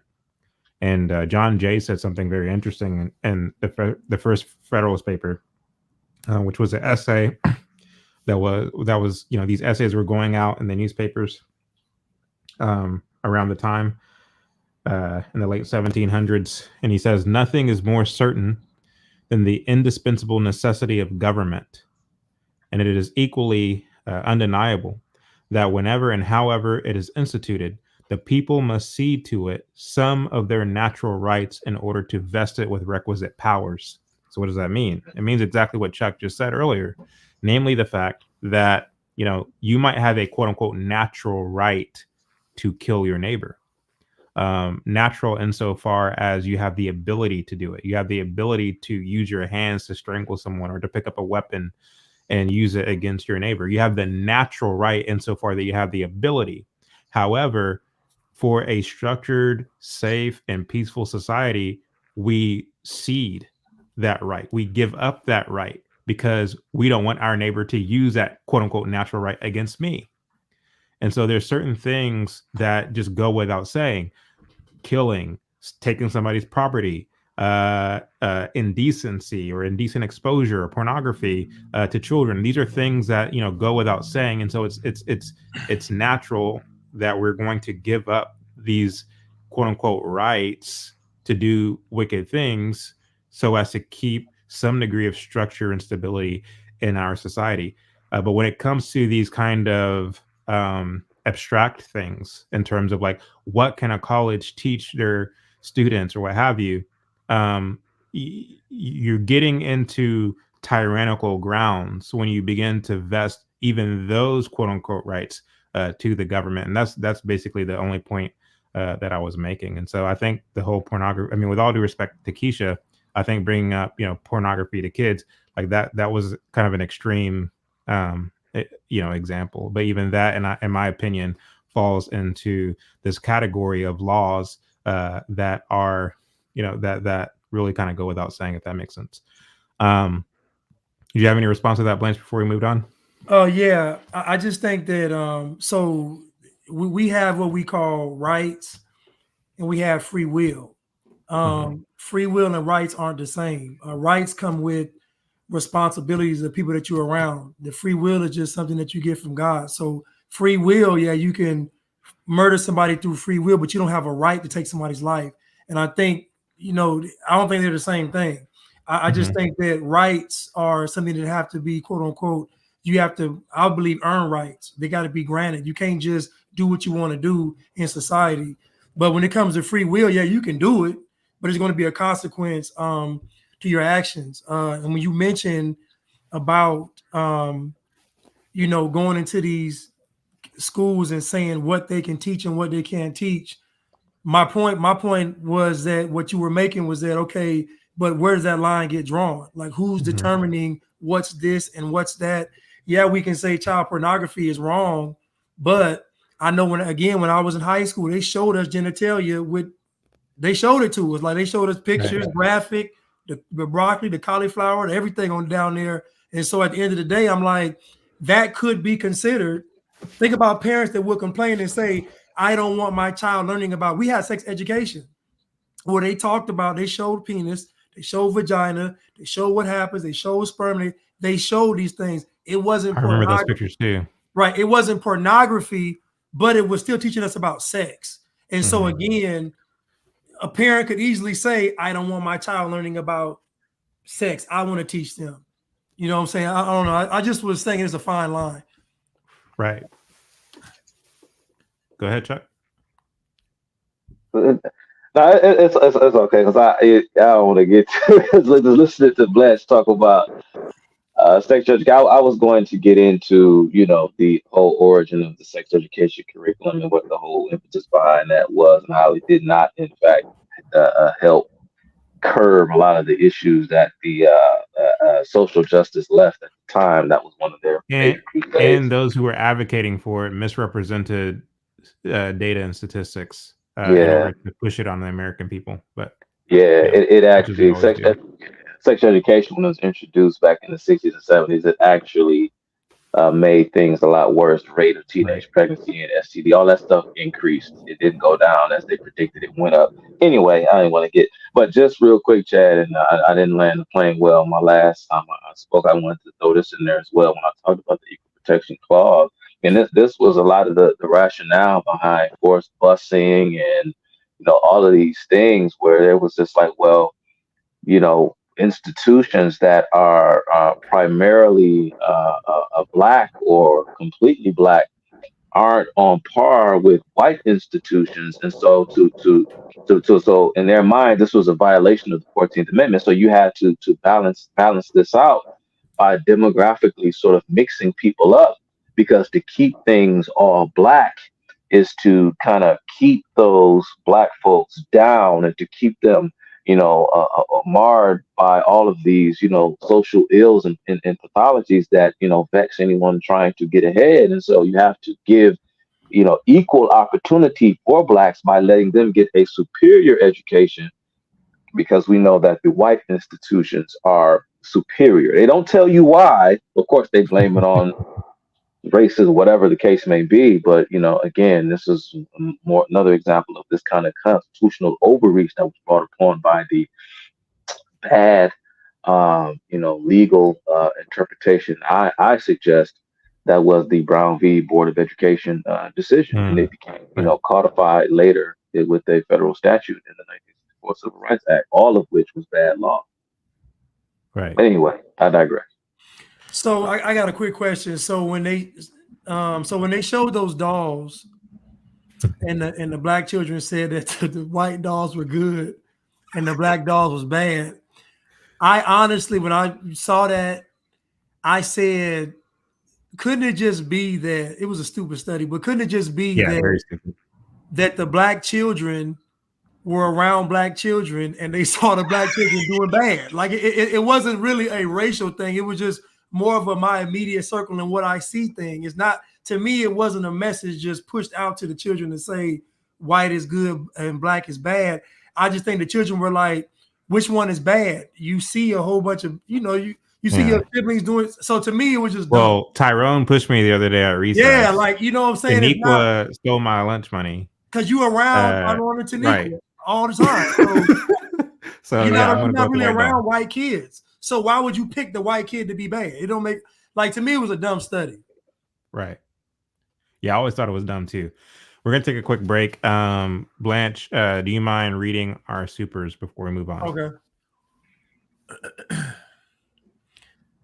We have Miss Ree, J07. Thank you so much for these super sticker. We have Jesus Loves You. Thank you. God bless Quisha, Chad, Blanch, and Chuck, and the chat. And we got Cruise Missile. Thank you for the super sticker. Really appreciate it. Appreciate it. So somebody posed a question. They said, let's see here. My bad. No, you're good.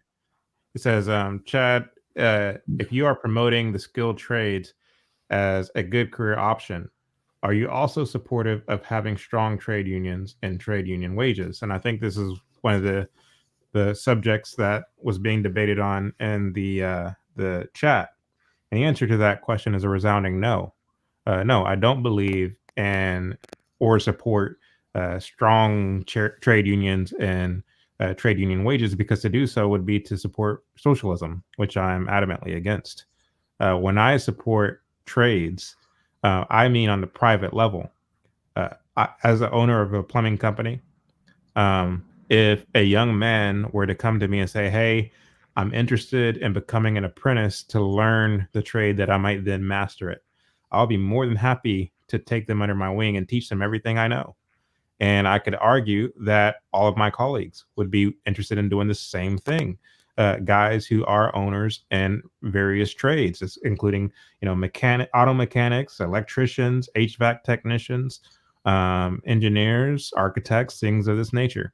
They will be more than happy to take these young men under their wing and teach them the trade from the bottom. This is the way that it used to be before, long before unions. I think you did have, I think in France, and Chuck, correct me if I'm wrong, you did have these kind of unionized trades before the French Enlightenment all throughout Europe. And these were, it was a very terrible setup, because they squeezed out anyone who was interested in learning the various trades, be it to be a blacksmith or whatever the case may be. And because you didn't have this kind of free market where anyone from any class or caste can take an interest in something and learn it, you weren't free to do so.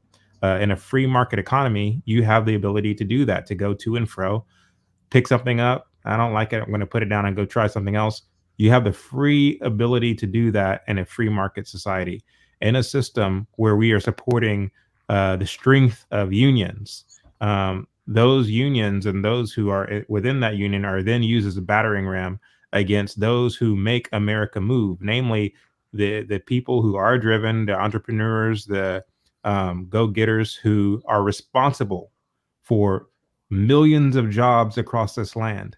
And so I don't want to support this idea of having this thing where you're pitting the so-called worker against the so-called entrepreneur. I'd rather that transaction in terms of getting a job or whatever be between the employer and the employee in the private sector. No, I do not support unions. I do not support the government involvement in forcing unions or whatever the case may be. I think the free market should be the free market. So whenever I support trades and skilled trades, I am advocating for this on the private sector. I'm not saying that the government should step in and dictate this transaction between employee and employer. That's just the start of my opinion on this subject. But before I go on, I would like for Blanch and Chuck to chime in. That, man, I mean, you hit the nail on the head. When it comes to trade unions, I come from the Milton Friedman school of thought. Milton Friedman school of thought when it comes to trade unions. I mean, everything that you said is true. Even though we are talking about the issue of jobs. So it's fair to bring up unions. I think that this whole conversation and topic about unions can probably be a show in and of itself. Myself, being from a city that was once a shining city on a hill, and Detroit, has in some respects sort of revitalized itself in some ways, especially like some of our downtown districts and these things. Due solely to private investment, not anything else, not government, taxation or anything like that. But Chad is right when he says that unionism, trade unionism, is just a another form of socialism. It's just sort of said in a way that's more commonly accepted. Just on principle, just collective bargaining, I do not see that. Just does not align with me ideologically. I mean, you call me an ideological hack if you like, that's fair. But I don't see how one can prevent or discourage someone outside of the industry from stepping into a position ready and willing to do the exact same job. Perhaps they may not, and that's based upon the employer's discretion, right, in terms of trade-offs, production versus the price that they are willing to pay, or the cheaper price that they are willing to pay for someone else's labor. They are the ones who have to make that risk benefit analysis. But if I, as someone, is willing to, let's just say, go through or bust through the picket line in order to work at a wage that the union isn't willing to work for, then why should I be prohibited from doing that? It's just strange to me. This idea that there was a couple of not a couple of comments is really coming from Ray Alexander. Again, bro, not trying to pile up on you or anything. You aren't being nasty or mean, so not trying to pile up on you or anything, but you are advocating for unions, and so it's fair for me to criticize what you said. When you spoke about the poor working conditions and these various things that a lot of workers had to deal with, when we saw the kind of core of this kind of interstate commodity chain traverse from across the Atlantic and make its way to the United States, when the United States became a kind of core economic zone within the realm of international commerce.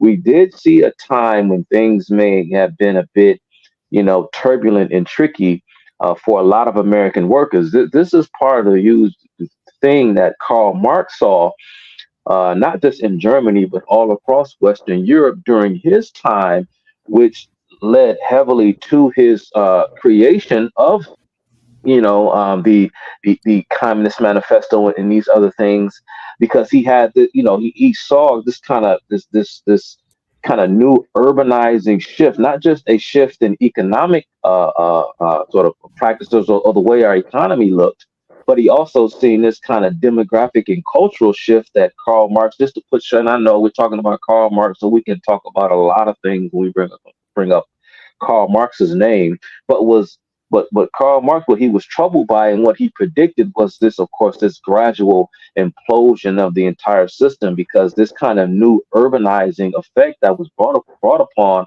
by this new kind of era of manufacturing was doing something to culture and doing something to man that he thought would eventually be his downfall. And we just haven't seen it happen like that yet, and we won't, because we all know how we feel about Karl Marx on this show.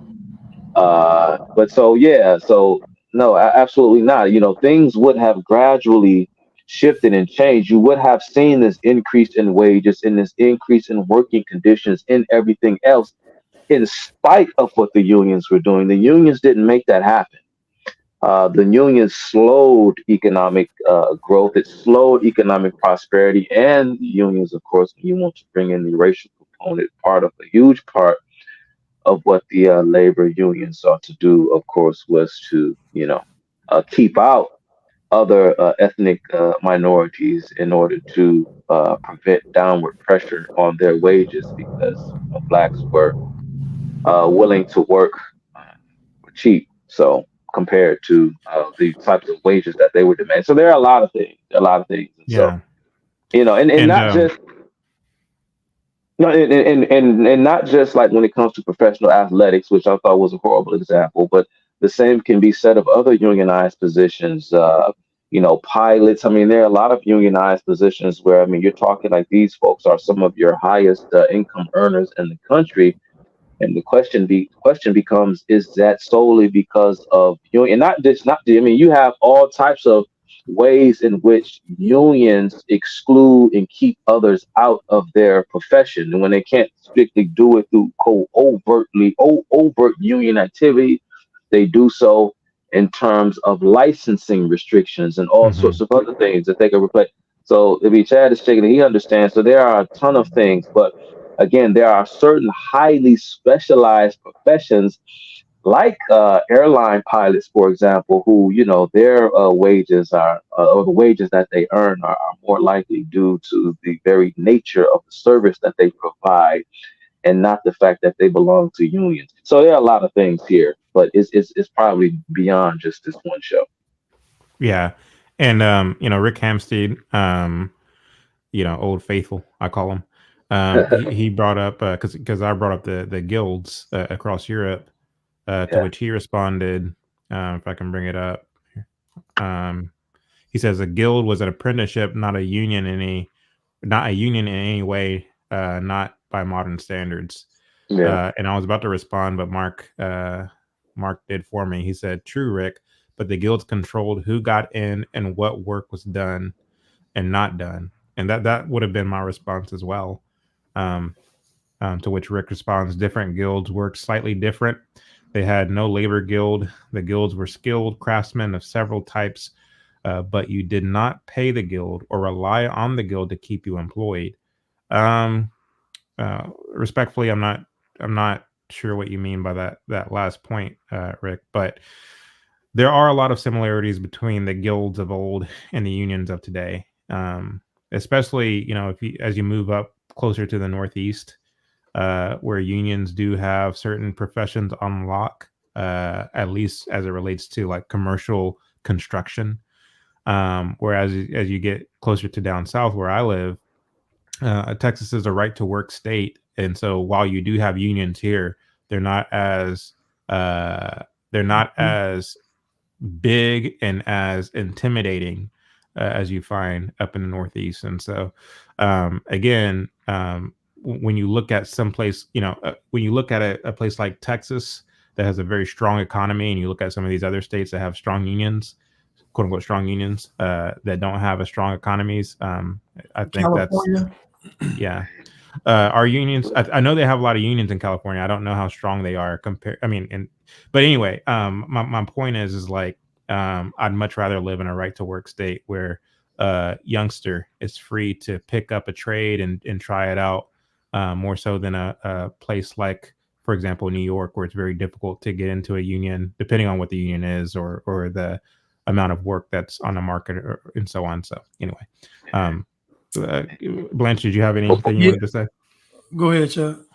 No, I just want to say, Blanche, before you chime in, and when you mentioned that, Chad, the union, and I think about just how, again, not trying to be a partisan here, but we'd be remiss if we ignored the incestuous relationship between unions and the Democrat Party and the stronghold that they have on over our major cities, and with their patronage jobs and these various anyway programs and contracts and things, these sort of nefarious kind of corruption, this relationship between unions and their members or their representatives, those that represent the union, and their local politicians and these various things. There's a lot there, and the unions being sort of like this gateway, again, like Chad mentioned, for more socialism. We know that the Communist Party,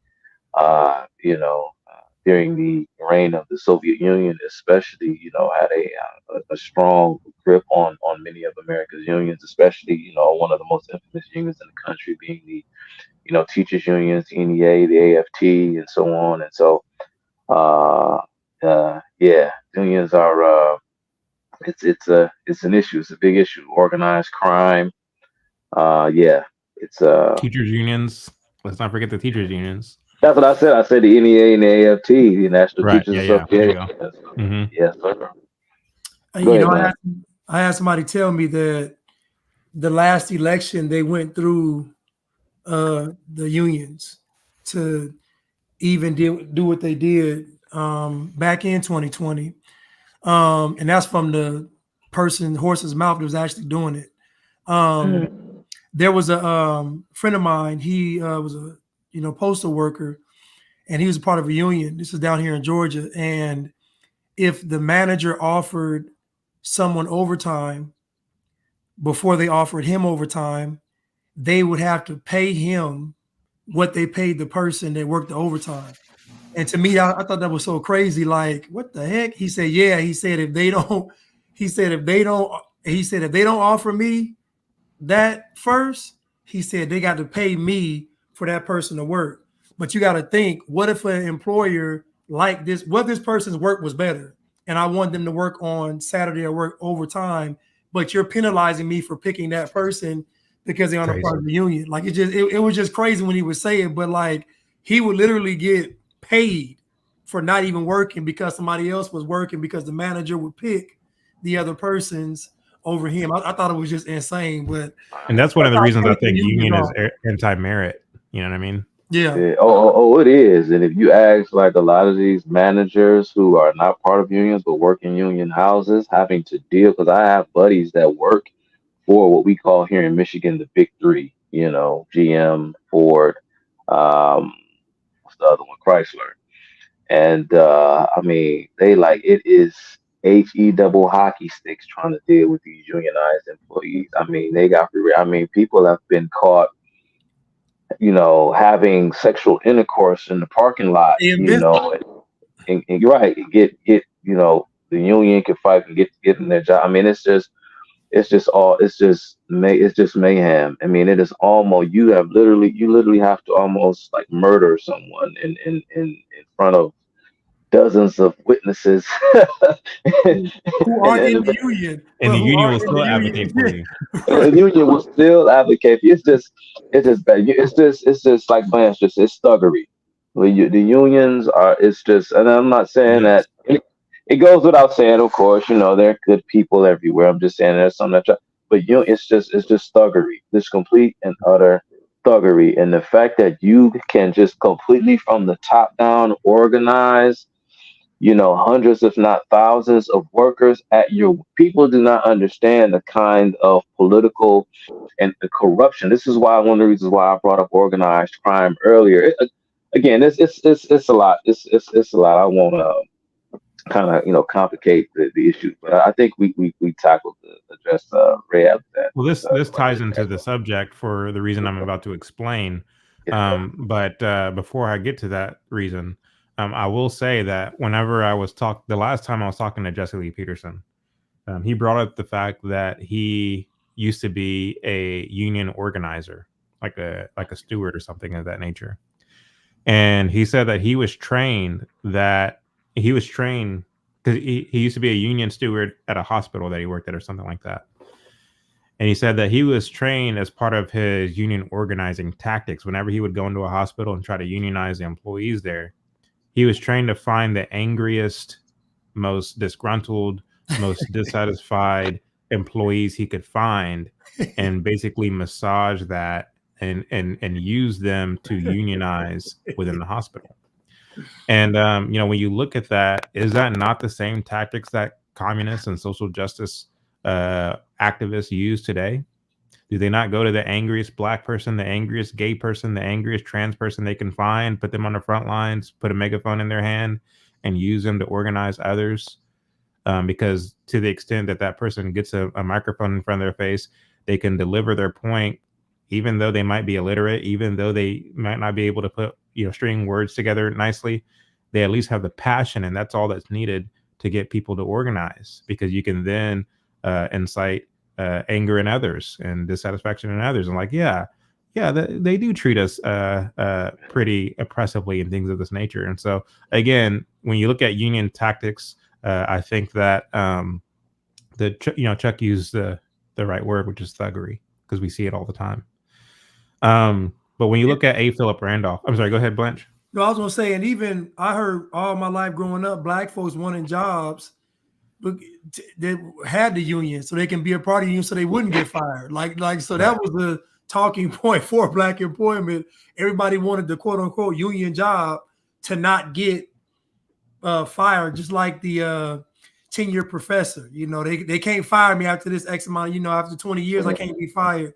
Everybody wanting this immunity when it comes to their employment. And I'm like, I never thought I was going to work a job and get fired for some reason. I just going to do my best on the job and let the chips fall. But for you to go in there thinking I need somebody to protect me from getting fired already lets me know that you're going to go in there with some kind of foolishness.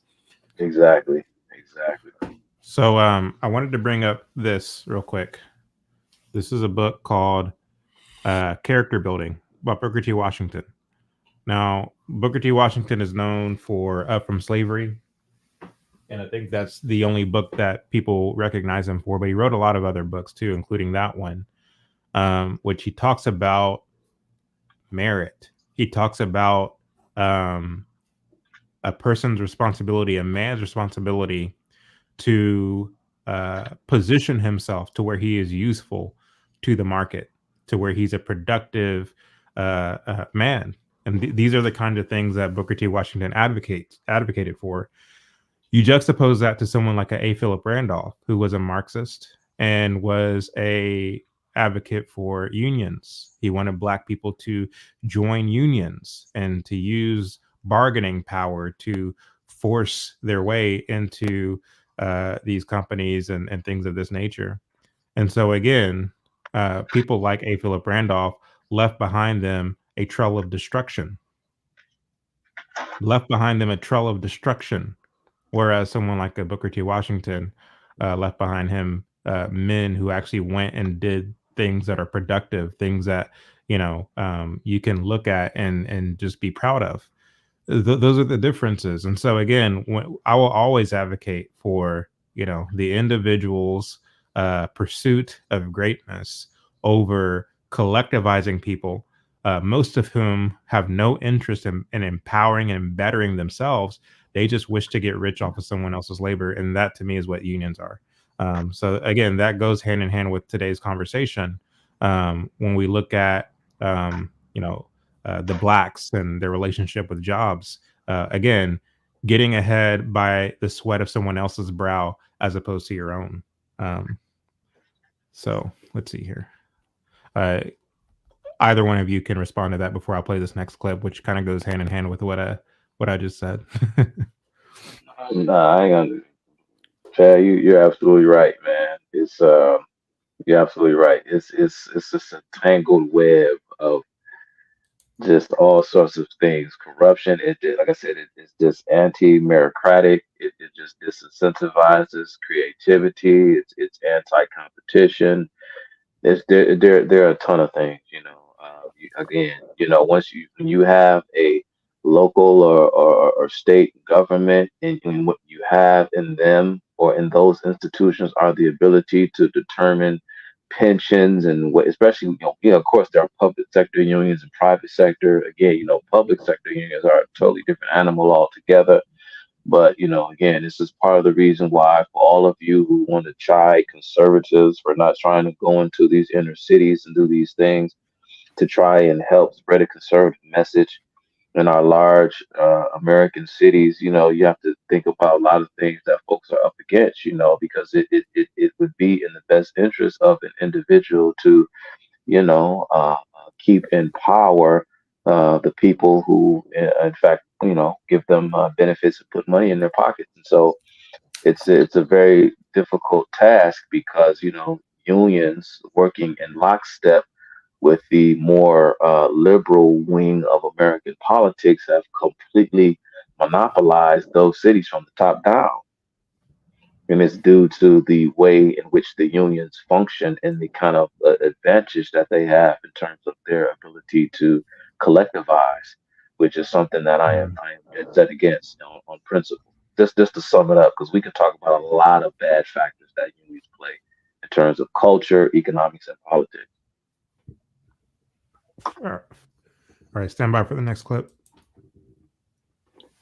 Then Humboldt Parker calling out Amazon, saying they're ready to go to work and demanding a start date. Amazon may be big, but it still needs to be held responsible. Activists from Get to Work and Black Workers Matter are protesting Amazon's delayed opening of its new location near Division and Costner. The groups are also accusing Amazon of not fulfilling its promise to hire staff from the West Side. In a statement, Amazon tells us, quote, "Construction is ongoing at this facility and we plan to launch later this year. We look forward to working with local community organizations regarding employment opportunities and community initiatives." So again, it goes hand in hand with what we're talking about. We demand that you hire us. We demand that you hire people from the West Side. We demand. Like, why not show up to the interview, prove that you're worth hiring, and get the job like anyone else? And then what does Amazon do? They acquiesce. We're going to work with community leaders and community organizers. And okay, I mean, by all means, do that. But you're going to go the way of Eastman Kodak. For those of you who are familiar with that story, I see Blanch or Chuck nodding, but you the same exact thing. I mean, Kodak was a target of Saul Alinsky. He got a lot of these Negroes employed there, and of course, you had the technological boom, which kind of squeezed Kodak out. But you had, to me, I think that was part of it too. Anyway, what are y'all's thoughts? I'm gonna just say this. So to me, they did worse than demanding a job. They wanted them to open the warehouse early. Like, hurry up. Like Amazon is not ready to open the doors of the business. They're like, open it up now. We don't care if the floor is not ready. We don't care if you don't have a roof on the building. Open it up now so we can get it. I just think it's just worse than asking for a job. They want y'all to start production now. That's crazy to me. That's crazy. So they ain't ready. Hurry up. We ain't ready. No, y'all ready. Open it up now. We want to work. You see them showing up on a job site, peeking through the window, trying to look over. We see y'all in there. Dude, y'all taking applications. What's up? That's crazy, man. Yeah, man, it's just just typical, Black folks just and this just reminds me just of something greater, just narrative that we hear this whole notion that, black folks are discriminated against and this and that. And again, all sorts of people are discriminated against for various reasons. What you don't hear from the activist types are the fact that there were and still are, but let's just look at it from an historical perspective for a second, right? There were some clear-cut cultural differences between groups, and oftentimes the persecuted group, right? I mean, some saw them that way. It was not until the persecuted group changed themselves internally that they began to then see greater success amongst or within the group because they were granted wider acceptance, right? Like I said, because they changed their behavior and their perception of them coming by way of others began to change. The reason why the activists, again, they try and sort of jimmy themselves or get in that nice little sweet spot where you are made to believe that the talents of these individuals are indispensable to your improvement or indispensable to you having the opportunity to improve yourself, because it is to the extent that the activist is able to change the minds and thus the behavior of those that persecute you. It is only then will you be given the opportunity to, say, find a job or find housing and to find this and to find that. But once again, here is what we're dealing with when we are living in the real world, because individuals are free to make choices and they are also free to associate with whomever they please. And you have to make a decision for yourself based upon what it is that you have at your disposal at the moment. But if you give it enough time and have enough faith in your fellow man, eventually they will begin to see you in a different light. Because it wasn't so much that, people sort of looked down upon blacks, again, whether in modern times or historically, simply because of how they looked. That wasn't always the case. Well, that wasn't the case at all. It was more so these people actually had a justifiable reason to be concerned about associating with blacks, whether we're talking about housing accommodations, whether we're talking about in the workplace. And so, what are you to do as a black person when someone else shows apprehension towards associating with you? Of course, the answer is not to call upon the federal government to coerce them to associate with you in some manner that is beneficial for you. That's not the way to go about it.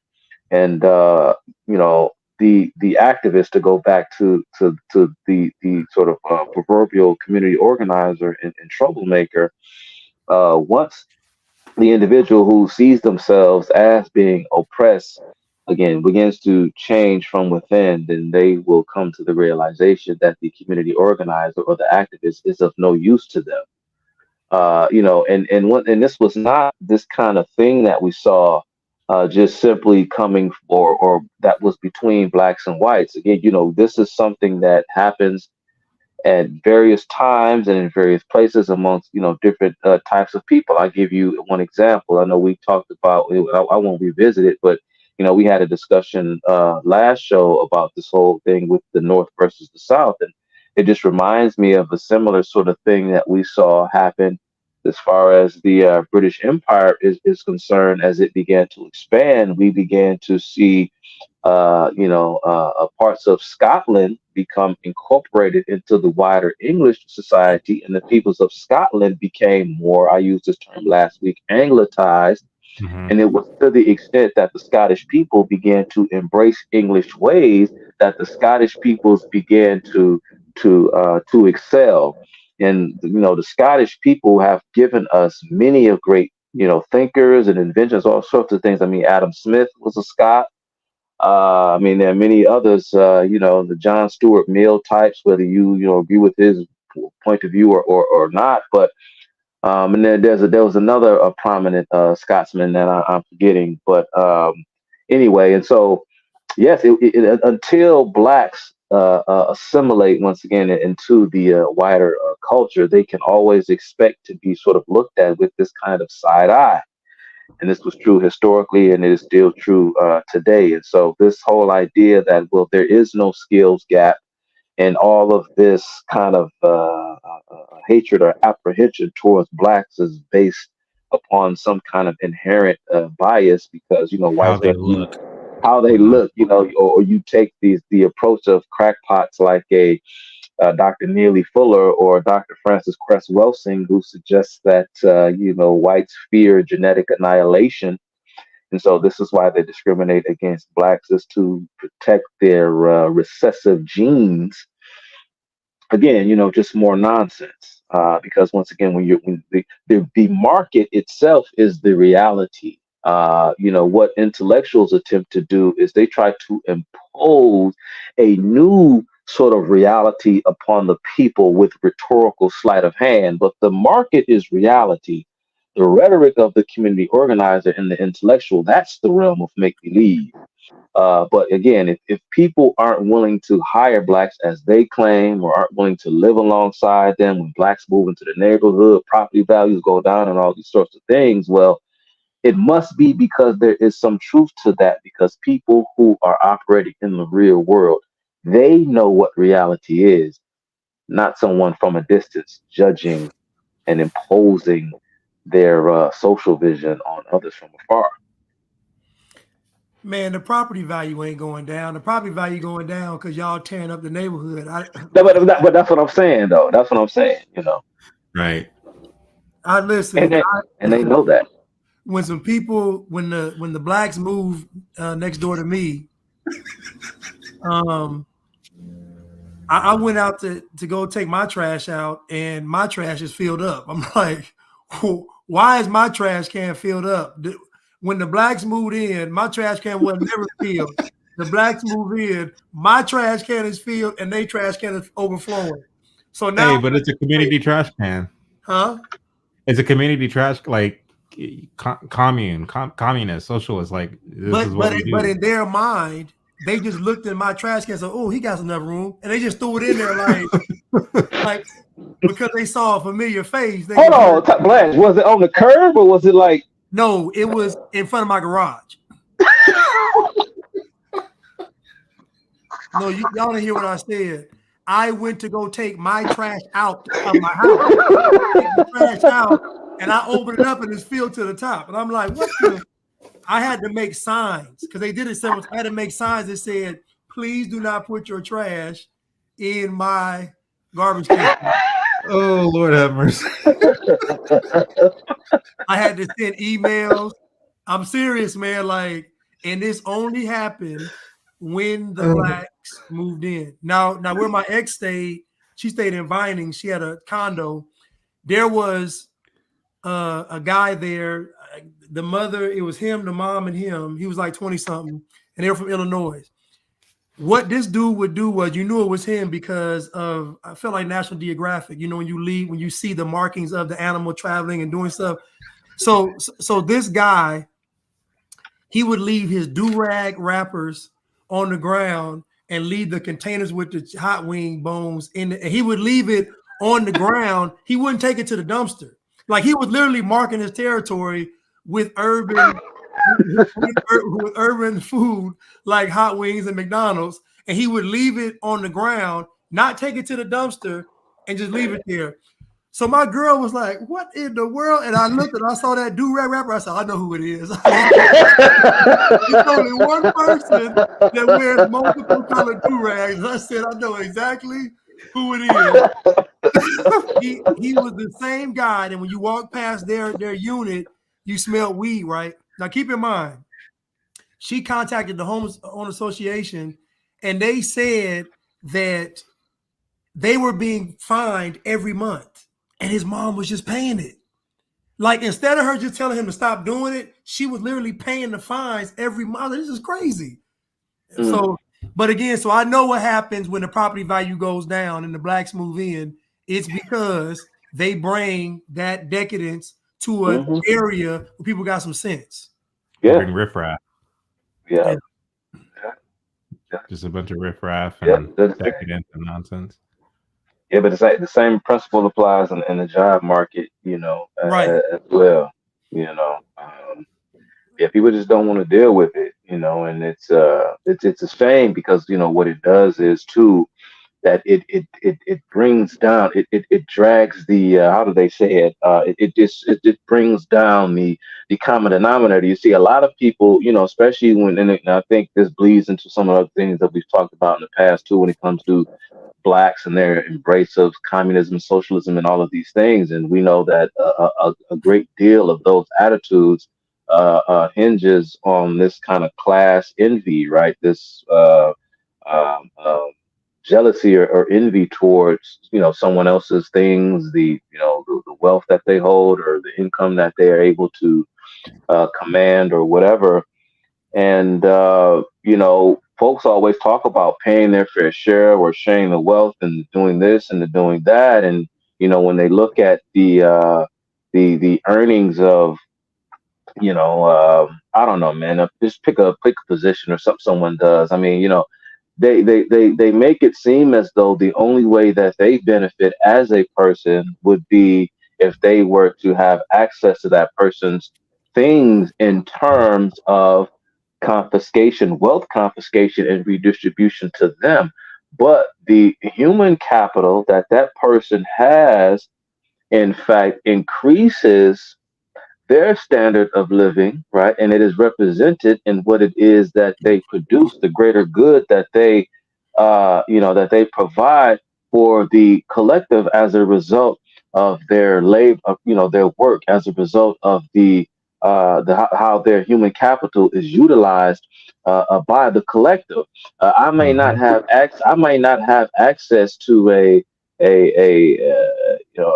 the medical professional. I don't know all the terms as far as different type of doctors or whatever, but I might not be able to afford that doctor's home. I may not be able to, whatever, but at the same time, that very same doctor may turn around and save the life of one of my children. That very same doctor may cure me of cancer one day, knock on wood. And so I don't need access to that person's bank account when that person is leaving their skills and their human capital up for usage on the market.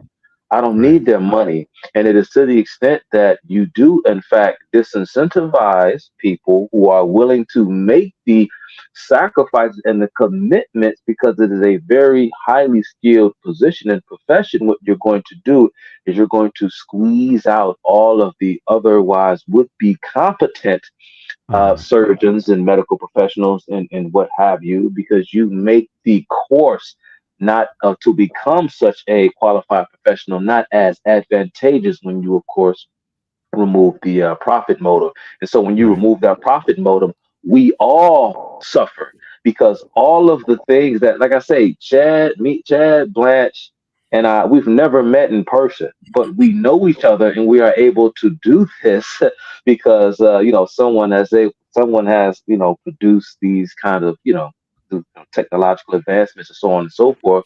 And we are, in fact, able to, some of us, are able to monetize our social media content or whatever the case may be. So because someone is a billionaire somewhere because they've created a patent or created the technology to create smartphones and web streaming and whoever those people are out there somewhere, billionaires, make whatever. I don't care about your money and it's not my business. It's not my concern because you didn't take it from me.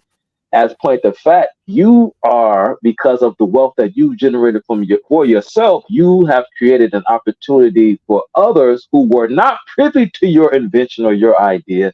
We are able to then amass wealth as well because of what you invented. Even if we don't work for you directly, you have enriched our lives in some way, shape, form, or fashion, whether it be monetarily or otherwise. People need to start seeing the world in a totally different way. Somebody said, I battle littering every day. Oh, and someone took a dump in front of my garage one day. It wasn't a dog because they wiped with tissue from the trash and left that too. Like I would Where she live in Seattle or San Francisco or? Yeah, that's what I was to say. Like, where do you live? That's what it sounds like. Because I mean, my neighbors wouldn't do anything like that. Of course, my nearest neighbors are nowhere near me, but I mean, that would be my cue to move. Like, that would be my cue to get up and get out of there. So, you know, when it comes to the blacks, you know, it's interesting, especially, you know, as you get closer to the projects or the inner city or whatever the case may be. They have a different idea of what it means to be a boss than the rest of us. Their idea of being a boss is by any means necessary, by any craft necessary, by any profession necessary, even if that craft or profession is illegal or not really productive in society. I want you to, you know, pay attention to what Boozy says here in terms of changing out one profession for the other, but pay attention to how the profession that he gave up on, which was illegal, was in pursuit of one that's not really productive to society. Take a listen. I was a boss in the streets before I was a boss of a record label. I ran my posse in the street. I would say all the way to 2005, I was making more money probably in the streets than making music. It's not positive money. You know, I won't never do it again because I have a talent now that's crazy. I had a talent then. I just was overshadowed by street money.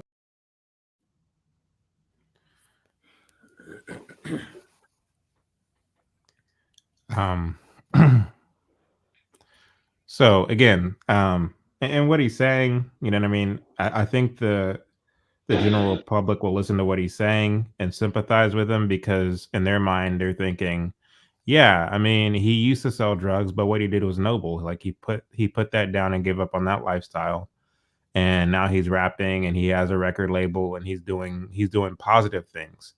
But again, it's like when you're selling drugs, obviously you are feeding people's addictions. You know, fathers who stepped out on their families in pursuit of their drug addictions, mothers, so on and so forth. I mean, you're poisoning your immediate surroundings, but then you pursue music that's poisoning an entire generation. So I don't know that that's even better. I mean, the music that you're making isn't positive music. And of course, he calls himself now trying to be a conscious rapper, making making songs about like you're black and you're beautiful and things of this nature. So he thinks what he's doing is what he's doing right now is positive. You know, I think he said something to the effect of, you know, like I'm always giving people money. I think I give away about $40,000 a day or something like that. So it's like he in his mind he's thinking what he's doing is positive, but again, it's like what that clip epitomizes for me is unfortunately true of a lot of black folks. And I'm not saying, you know, I know some of you are going to say, well, white people do this too, because this is what y'all like to say. But let's focus with me. Stay with me right here. A lot of black folks have it in their mind that, well, he's a boss, he's doing it, he's killing it. But in your mind, again, someone like the architect or the engineer or the professional tradesman or, you know, somebody who just has a regular 9-to-5 and they are able to get promotions and work their way up, that to you isn't a boss. That to you isn't somebody who is killing the game, so to speak, much the same as someone like a Boosie who always has wads of cash. But for me, the question comes down to, you know, someone like a Boosie is obviously in pursuit of the world and its riches. And Jesus himself said, you know, what good is it to gain the world but lose your soul in the process? He's clearly a man, Boosie, who lost his soul in the process. But unfortunately, to a lot of youngsters, he is the example. He is the one to strive for. So anyway, what are your guys' thoughts? Go ahead, Blanch. I saw Blanch. So again, Boosie forgot to mention that he left a tale of destruction. He mentions that he was a boss in the streets, but he's not mentioning the fact that there's a young man serving life in prison for murdering 9 people for Boosie. Matter of fact, he has a tattoo on his chest that says, "Who you want next, Boosie," with a gun up under it. But that guy is serving life in prison and Boosie don't even talk to him. No money on his books, no nothing. But again, like you said, Chad, I think the problem with Black folks is all of the stuff that it takes to sustain a community, like the integrity, the hard work, the principles, the ethics, all these things. It's romanticized in the Black community because Black culture doesn't really allow it. And so seeing Boosie as a boss and not seeing someone like you or Chuck as a boss is a problem, because what it took for Boosie to be a boss was just decadence, death, and destruction. What it took for you all to do what you all are doing takes honor, character, morals, and standards, and a belief in God. So you can already see that culturally, Black people have already turned their back to the things of God and turned their eyes to what is to be indulged in this world. And that is all these folks talking about their bosses and bossing up and balling and all, like Jay-Z's a boss, Beyonce's a boss, Oprah, all these people. But there's so many entrepreneurs in the Black community that don't get any kind of recognition. And so it's just this romanticism of you going against the grain and making a living and making it okay. So you know, if you sell drugs, it's because you had to, because you were struggling. Didn't Biggie say, there was a popular line in the beginning of his song? He says, I was hustling out of the buildings to feed, like it's like I was hustling out of the buildings to feed my family. Like he says this line before he starts rapping. But what he's really saying is, I had to cause death and destruction to feed my family. And that line is popular. Like Black folks heard that line and was like, yeah, Biggie is down. We understand. But when in actuality, you can't rob Peter to pay Paul. So yeah, I just think that Black culture doesn't allow for what we're trying to push for. Say the guy, you said the people that called the police on me when I was just trying to make some money to feed my daughter. Yeah, Man, that's juicy. Yeah, I don't know if I should be coming with this only built for Cuban Links hoodie on, but anyway, listen to it growing up, y'all. You know, I still play it from time to time. I'm not an angel, but I don't play that kind of decadent music in front of my kids, though. But it's a classic anyway. album. It's a classic album. Yeah, I know it's one of my favorites, probably like my second or third favorite hip hop record of all time. But I know people probably looking like, Chuck gonna say about this? He got this hoodie on, but no. Yeah, Blanche, I just want to just hat tip because I haven't finished watching it yet. I didn't get to see all of it. But you dove into a lot of these issues, and I know you had, what was it? Did you do 2 live streams on rap music? It's a Rap and It's a Rap 2. Yeah. With this whole controversy with D1 and I guess Jim Jones and Rick Ross, they having this back and forth between the three of them. Or Rick Ross and Jim Jones is on one side of the argument. Of course, the guy D1, who I hadn't even heard of until maybe over the last couple of weeks, he's on the other side of the argument. But I like a lot of the points that Blanch was making in those lives on YouTube. So I need to go make sure I go finish watching those. But yeah, I mean, nothing more to add. I saw, as a matter of fact, Hold on, Chuck. I want to ask y'all a question real quick about what you just said. Just real quick. D1 says that he works for the community. He does for the community. He says that he's a fellow at Harvard. He says he's a professor at Tufts University dealing with the intersectionality of hip hop with, I think, social justice. He does the drives for the backpacks and to me, I said that he and Rick Ross and Meek Mill and Jim Jones aren't that far off in the sense that the stuff that D1 represents, like what he's working for, is all a part of the same system. Like it's the same kind of Marxist system. It just play out in a different way. They're on the decadent side of it, and he's on the more political, educational side, kind of, I guess. What do y'all think about that? No, I heard you. I saw that part, Blanche. You're absolutely right.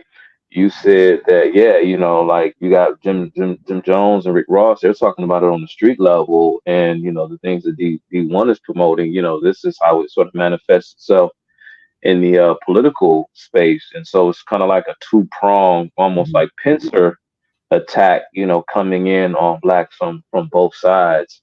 You're absolutely right, because I would know. And again, I don't have anything against this D1 guy necessarily. I've heard him say a lot of straightforward, common sense things that ring true. But as far as his overall worldview, I don't know if I line up with it because I don't know enough about him. But I've heard him say little things here and there where I'm like, wait a minute, you can kind of hear Yeah. tinges of the social justice kind of thing creeping in, and then when he starts to talk about his community work and a lot of the things that he does, I'm saying, yeah, I hear it now. I see it. There's a lot of flaws and inconsistencies in what he says. So yeah, I agree with you wholeheartedly there, and I think it plays into what we talked about some months ago when we did an entire show on the question of hip hop and was there ever a golden era? Even when it came to a lot of these so-called positive or conscious rappers, they used to call it back when I was young.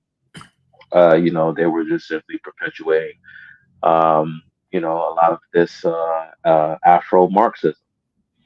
And so, yeah, but I agree with you wholeheartedly. And when you have what the academicians do is they create a barrier that through their bogus intellectualizing. Notice I'm intellectualizing by using a term like intellectualizing, but anyway, they sort of create a barrier that prevents this kind of antisocial behavior that has become all too common in Black culture from the kind of social condemnation and reprisals that it commands in order that it may reform itself internally. And that's the only thing that can get this sort of wider acceptance that Black folks clamor about so much. When you have a system, a political system, and that's coupled with this, with the intelligentsia, sort of trying to get to sort of gain favor from these folks by, creating opportunities for them that, they otherwise would not get on the open market. Then they're never going to change because once again I'll use this go back to the same term, and because I think that much of a free society hinges heavily on this whole concept of incentives. When you're going to disincentivize this kind of course corrective behavior, when you have a political system that attempts to sidestep the obvious, sidesteps the issue of culture by trying to provide these folks with opportunities that those who actually have who have access, I guess if you want to call it that, to these opportunities, when you force them to sort of provide them or to part ways with them to take a risk. And because people, this is the thing that people don't understand. We hear it all the time when it comes to lending discrimination, not just housing, but all sorts of lending and all of the, the academics. I love how they come up with these terms about how local shopkeepers and things of this nature are price gouging.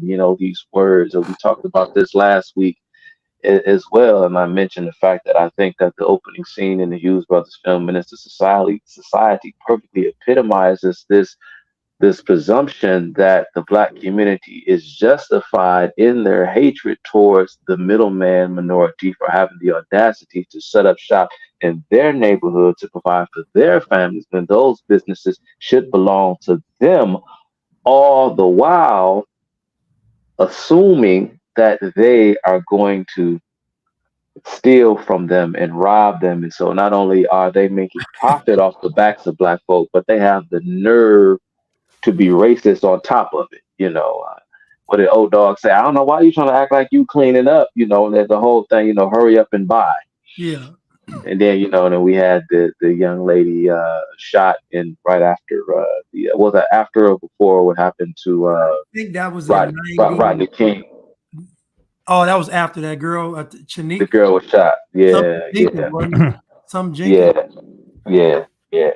And so, what people do, when either time you're lending someone, either you're hiring, when an employer hires you, they have to, palms have to be greased right on down the line from the recruiter to the trainers to bringing you on board to acclimating you to the job and this and that. And when you don't perform well, or if you don't last on the job long, this is why they tell you, when you have a resume to trim your resume down. And on, yes, employers want to see continuity, but they don't want to see that you've hopped from job to job to job, because then you are an untrustworthy employee. And so when they invest in you and you don't last on the job long, they feel as though they've lost out on that investment. And an otherwise worthy applicant may have been swooped up by some other employer who, can actually do the job for them. And so people are assuming risk when they associate with you. And for whatever reason that may be, you can call it racist if you want, call it what you want. But many of people who are themselves Black as well now see Black folks as being too risky an investment to associate with in various ways. And And the rightly problem, so. and rightly so, the problem is not on them to change. The problem is on you to figure out a way to do something about it, whether it is getting it out of the mud and going about it on your own, or finding a way to change public perception of it. Unfortunately, the problem is that we, circle the wagons around the proverbial George Floyd types, while, people like Chad, Blanch, and I are considered to be sellouts to our race and to our communities. So it's sad. The Blacks are getting out of hand. I wanted to play as this last clip.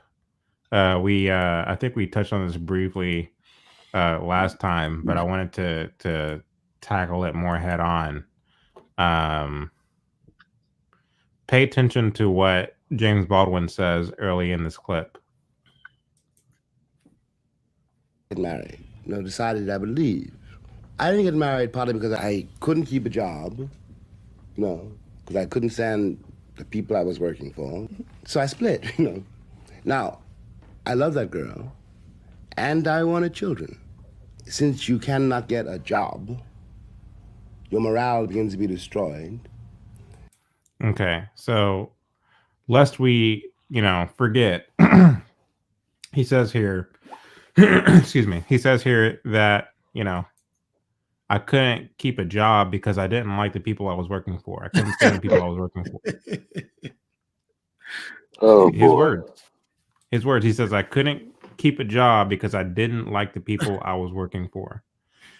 Then he proceeds to give this sob story. When you can't get a job, your health begins to fade, and you begin to, doubt yourself, and this, that, and the other. And we're supposed to feel sorry for you because of all of the results of not having a job, when you said with your own words that you don't have a job because of something that you're doing. You can't stand it. Like, the fact is, and this is what kills me about leftists and, conservatives too, because a lot of them speak this way as well, as though it's supposed to be easy. Whoever said that life is going to be easy? Exactly. Whoever said that going out there and breaking the earth to make a living is going to be easy? So what? You don't like your boss? How many of us like our boss? I'm supposed to feel sorry for you because you can't keep a job because every time you're getting into it with your boss? Miss me with that. Multiple jobs though, Chad. He said he left all the jobs because he didn't like people. Like, he had multiple opportunities. But we're supposed to feel sorry for him now. Not get a job. I wanted children. Since you cannot get a job, your morale begins to be destroyed, and the body begins to fail you. Your death approaches. All because, being a man, you've never been able to execute what a man ought to be able to do. And this is not for anything that you have done or not done. But you just contradicted yourself. You just He just did it. He just did it. You just contradicted yourself. You said you couldn't keep a job because you kept getting into it with your bosses. And then you say your health is deteriorating. No, your health is deteriorating because you're having gay sex and you're smoking cigarettes on end. Like, you're smoking 15 cigarettes a day. So that's why your health is deteriorating. And then he says, all because to be a man in the West means that you have to provide for your family, and I can't have a family because I can't keep a job. No, you're actually a homosexual. So that's probably the main reason why you didn't get married to this woman. This man is all over the place. All over the place. And it's very interesting that he is looked at as this kind of intellectual heavyweight, even today, even in universities and colleges today. He's a god, Chad. They look at him as a god. Lightweight. He's a lightweight. Chad took the words right out of my own mouth. I was saying he's a lightweight. It's lightweight. Go ahead, Chad. I'm not going to play the rest of it, but anyway, feel free to Man, he said like a man has never been able to I mean, like, when did never begin? In his mind, the Stone Age, like when did it? Right, man has never been able to provide for himself. I mean, when is never? This is the whole 400 years of slavery thing. What kind of math is this? When did this never begin? Black. I'm assuming he's talking about black men in a white world or whatever. But again, it's one thing to have a erroneous assessment of causation, which I've talked about previously as well. But it's another thing to just get your facts completely wrong. This idea that black men were never able to take care or provide for their families or provide for themselves, it's just not true. It's not true at all. And it wasn't until the likes of James Baldwin and Nikki Thug Life Giovanni began to normalize. Of course, you all know why I call her that, because she has Thug Life tattooed on her arm. She does. She got it after Tupac died. Something told me Blanch didn't know that, and when I said that, he was gonna say something. She's 80 years old. She got Thug Life on her arm. Yeah, man. Yeah. A lot of these black academic intellectuals, they, along with James Baldwin, others such as Tupac, are like these saints in their eyes. But yes, but it wasn't until the likes of their types began to normalize, a lot of this, and fetishize a lot of the cultural, backwardness of blacks, that, like Chad uses the term recoil, is when other folks began to recoil away from them. And so, James said, he didn't like his bosses. Yeah, I wonder why. I mean, were they asking you to do something that you believe in? And I think this is the case for a lot of blacks today who don't want to work, that your employer asks you to do something that you feel as though sacrifices your blackness, which is something that you aren't willing to do, whether it is to, you're talking about your name or but see, here's the thing, y'all. And Chad he said, man, who in the world told you that life was going to be easy? Who told you things had to be this way? Why can't I name my child, why can't I name my son Montravius? Blanch gonna kick out with this. That's an inside joke. If y'all didn't catch Blanch live, he did. That was like a year ago. Yeah, why can't I name my child so and so? Or why can't I lock my hair and do? And again, you have employers who are bending. You're seeing more flexibility and a more liberal attitude towards the workspace. There are some and this I think is just crazy to me. There are some employers who don't mind if you bring your pet to work. You see folks come into the office, they're bringing their dogs, and their dog is sitting right there beside them at the desk, so on.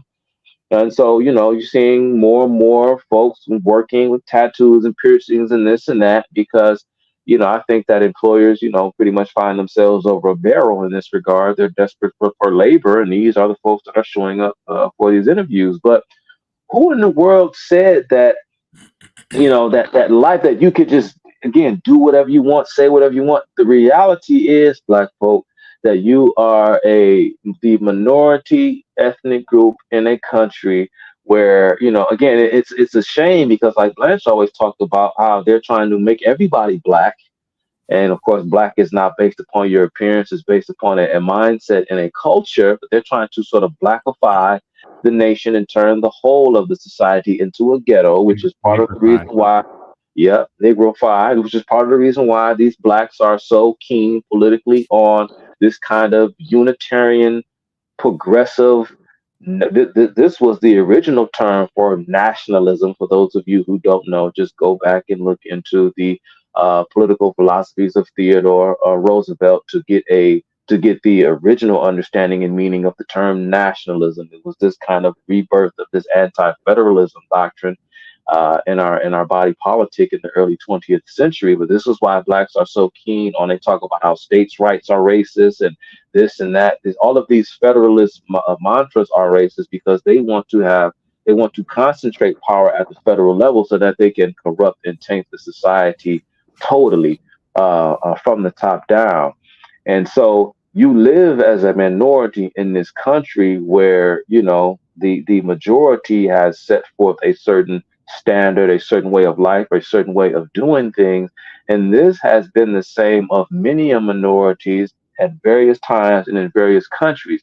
Some minorities stay strict to this kind of clannish adherence to their own unique culture, and it behooves them to do so. In our case, it doesn't seem to be working in our favor. So why don't we, when in, do as the saying goes, when in Rome? Instead, we want to sort of cling to this kind of, ways in which, so we, due to our reluctance or just outright violent reaction to assimilation, we in fact put ourselves on this kind of cultural plantation, a plantation of our own creation, a plantation of our own making. But why do we assume that no other peoples in the world have ever had to sort of get on board, so to speak, with the more dominant culture, whether it's due to a numerical advantage, it could be because of a military advantage, an economic advantage? Why do we feel as though we don't, that this is somehow like we shouldn't have to do that? Like, says who? That's life. Get over it. Right. That's just the way it is. Deal with it, or go and move somewhere else. Go to Africa. Or, I don't know what to tell you, but deal with it, because everybody in life is dealing with something or another. And why should anyone feel sorry for you because you can't name your child Montravius? But they think that that's unjust. They think that that's indicative of a white supremacist society that targets black folks. And this is what bewilders me, is the fact that, and this is what I hope to tackle in Uncle Tom Part 3, is that black folks were encouraged to embrace blackness. And then the question came up, well, what is blackness? And, black folks responded, that's a very good question. So they went on this exploratory kind of journey where they came up with anything and everything to try to project their blackness. And they went all the way in. And so the hair, the names, the decadence, the music, the violence, the drugs, this, that, and the third, they said that this is our culture. And then whenever, again, the larger society pulled away from them and recoiled or get away from that which is repulsive, the black folks then turn around and say, well, you're being racist. You're being racist against my made up heritage, my made up culture that came out of nowhere, that came out of decadence and chaos.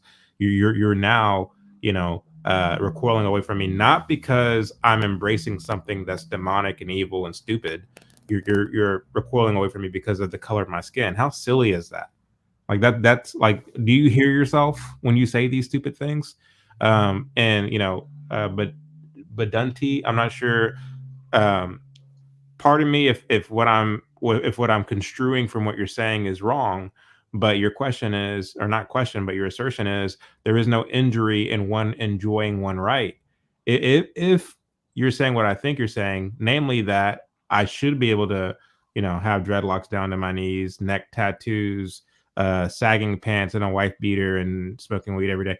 If you're saying that causes no injury, I strongly disagree, because the injury is to self. yes, you have a right to do all those things, but don't come and expect to get a job from me.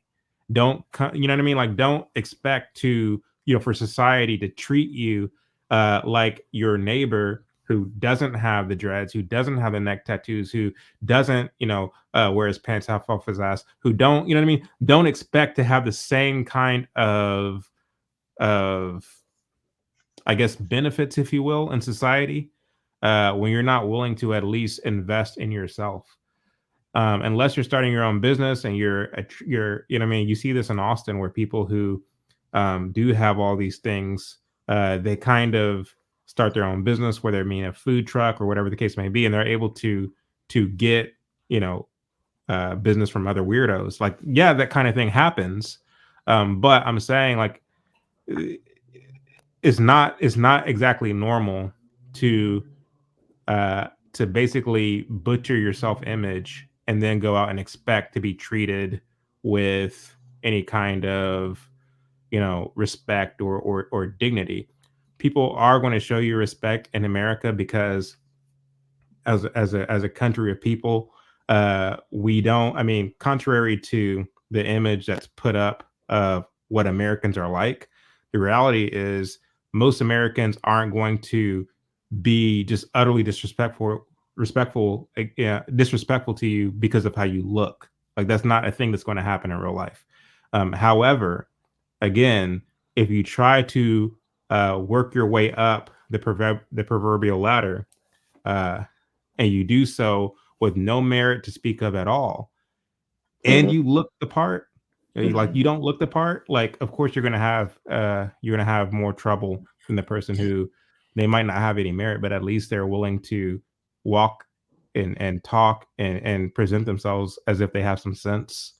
I don't know why this is tough for people to grasp, because I'm not saying anything new or original, But Dutney, I don't know if you have been misconstrued, but if you do, that was still a great point that you made there, Chad. But Dutney, he's been saying a lot of things in the chat, but the way he types and writes, sometimes it's kind of hard to understand what he's saying, because he speaks in like these short kind of parables and rhymes and proverbs, sounding kind of a kind of a utter. He sound like Yoda. He sound like the Black Yoda. Yeah, something like, but Dutty, but you got to give it to me straight. The injury is to self. It's a self-injury. Yeah, you're right in saying that. Yeah. But I just wanted to say, just kind of, again, nothing against the Dutty. Like, I just don't know what he's talking about most of the time, just because of how he types. He's like, he got that Najee Rumba kind of going on. If y'all familiar with that episode of Martin, he's too smart for me. But anyway, but I just wanted to say, and it's not to knock, people who have dreadlocks and this and that. Like, I don't understand people with tattoos on their necks and their. Have you seen T.I.'s dreadlocks lately? No, I haven't. He looks a hot mess. Like, he has like a man bun on top of his. You get the dreadlocks, you got the man bun. It's like, didn't you used to have a fade like 5 years ago? Listen, Blanch called Jay-Z a fake Basquiat. I don't know what is wrong with Jay-Z. And these Jay-Z, I mean, listen, who am I to tell Jay-Z? You do what who am I to tell Jay-Z what to wear and what to do with his hair? But I'm just saying, just as an observer, Jay-Z, dog, pause, no homo, whatever the young kids are saying, is not a good look on you, bro. Cut it. That it looks bad, bro. Like, whoever told you to lock your hair up, like, I don't know if you're doing it for some kind of spiritual. I don't know, but Jay, bro, just get back to the fade, bro. Cut that off, bro. That look bad, bro. That's not a good look on you, Jay. It's not a good look on you. But again, it's not to say that. It's about what you want as an individual and what you are willing to do to get it. Like Chad said, if you are someone who is above and beyond, and you're in such high demand, i.e. Jay-Z or whatever, and wear whatever you want, do whatever you want, and then people will overlook some of that because of the benefit that you provide to them is worth them sacrificing the things that they may otherwise find distasteful. It's all about what it is that you want and what you're willing to do to get it. And so out of employers, they'll hire a person with dreadlocks. It's not that big of a deal or such a taboo thing that maybe it once was. And it all depends upon that individual. If there's a high six-figure job waiting for you, the only thing you have to do is cut off your dreadlocks. Hey man, you either cut the locks or you don't get the job. There's nothing necessarily inherently immoral about, let's just say, for such a proposition. It's up to you. Who am I to say? Who am I to tell you? But the reality is, if there is in fact this kind of systematic collusion going on that is keeping out certain individuals for how they dress and how they look, and these things are typical of Black culture, well, then you either change and with the time, or you just continue to suffer because what you are trying to gain access to, again, it belongs to them. It doesn't belong to you. And so if you want access to opportunity, you got to do what they say. You got to get on board. That's just the way it works. That used to be true of life, and this is what people commonly understood. But today, the spoiled, entitled victim mentality that so many Blacks carry around, they're going to bring the whole of society down before they get on board. Right. And too many people are capitulating to these insane demands. And we are suffering as a society for it. Everyone. Look at T.I.'s hair. Oh God, here we go. Look at this. Like what in the world is he got going on? You look like a disgruntled lesbian auntie.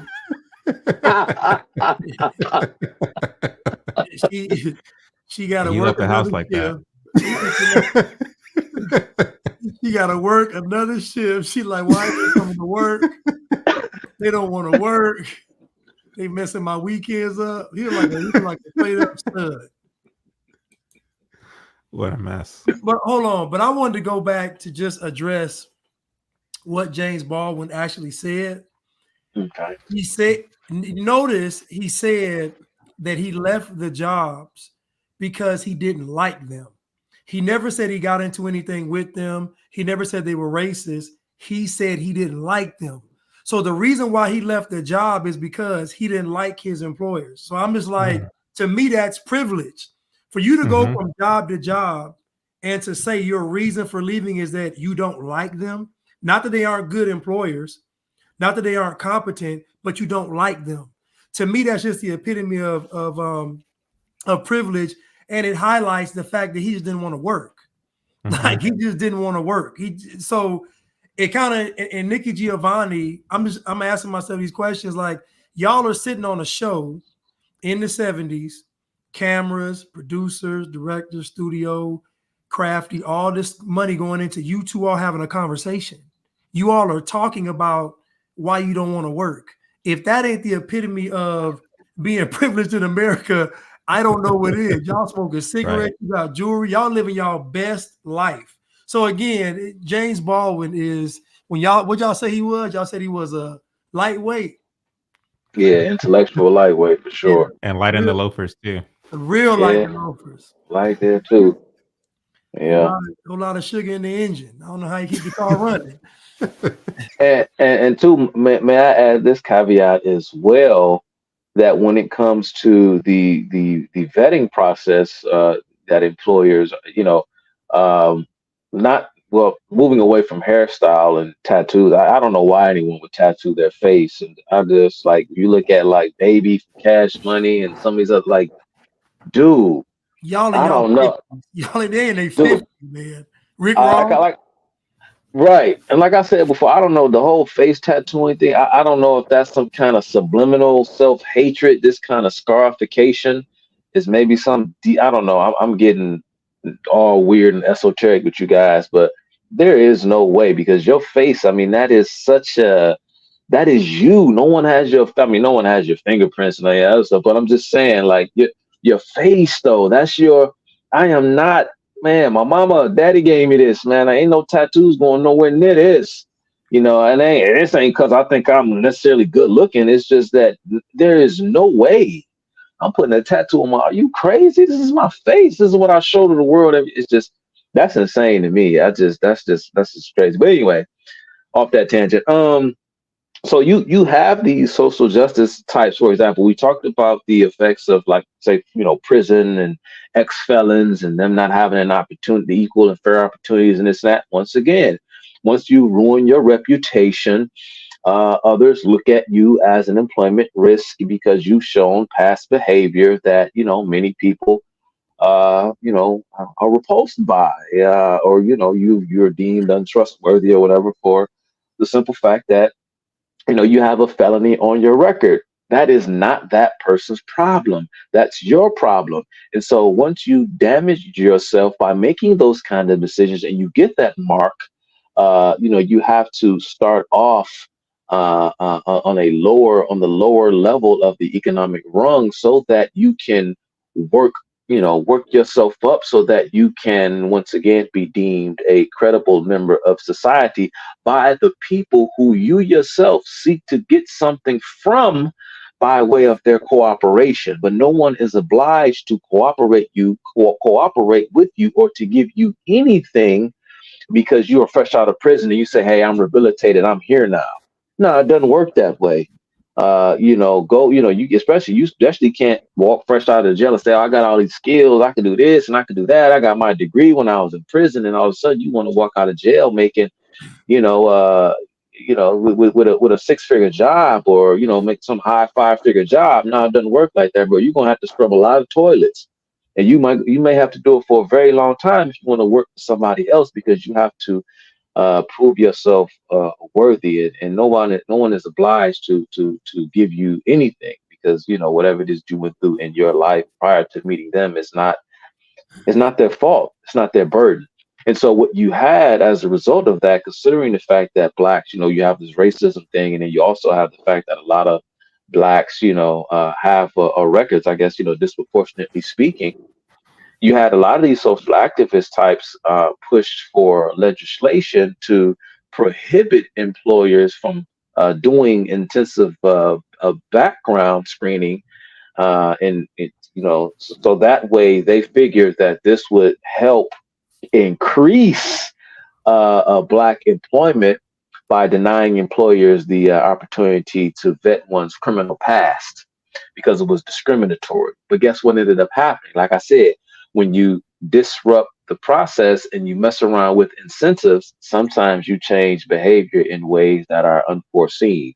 So what ended up happening was, considering the fact that employers were permitted from doing the kind of background searches they needed to do in order to cover their investments in their time and in their labor, they just began to bypass more minority applicants altogether. So what ended up happening was, when a lot of these laws were implemented in certain states, black employment went down even more so, because you started telling employers, oh, you mean tell me that I can't do a deep dive into this person's criminal past because it's racist? Well, I'm not even going to give that person a chance because you won't let me look into their past. So I won't even risk hiring them because you won't give me the information that I need. So I'm not even going to give them a chance outright. So more black people ended up getting passed over. It didn't increase black employment. It increased black unemployment, because employers started to pass black folks up altogether. And rightly so. So let's see here. We're landing the plane now. Let's see if we had any more super chats come in. Looks like we had one from Rick Hamstead. Always a great show. God loves you all. You as well. Thank you for the support of the show. Really appreciate it.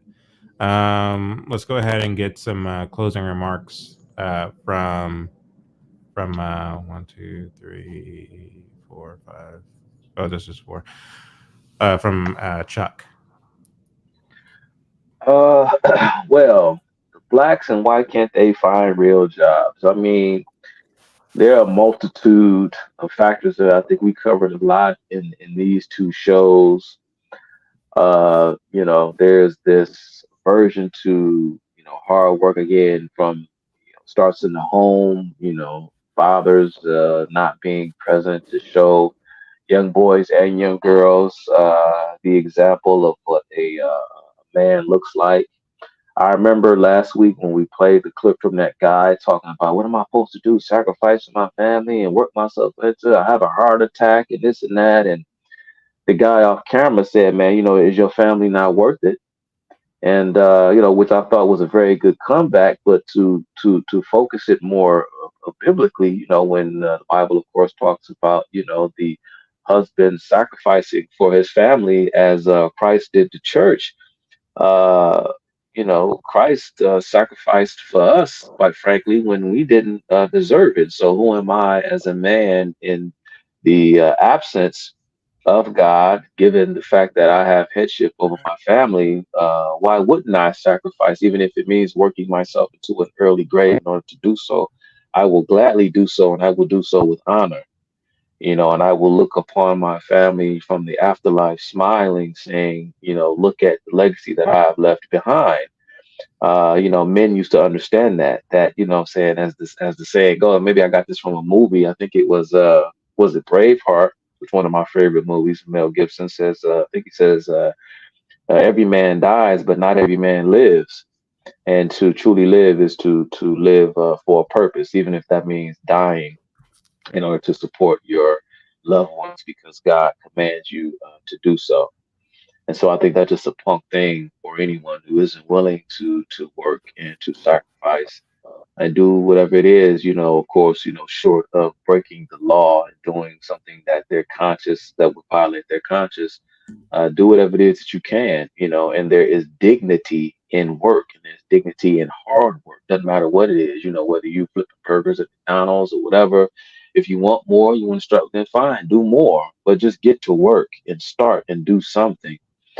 And, over time, you will see that, in a land such as this and in a country such as this, there is no place for excuses. It's period, point blank. The immigrants placing downward pressure on our wages. And this is another issue that we may tackle on a later show.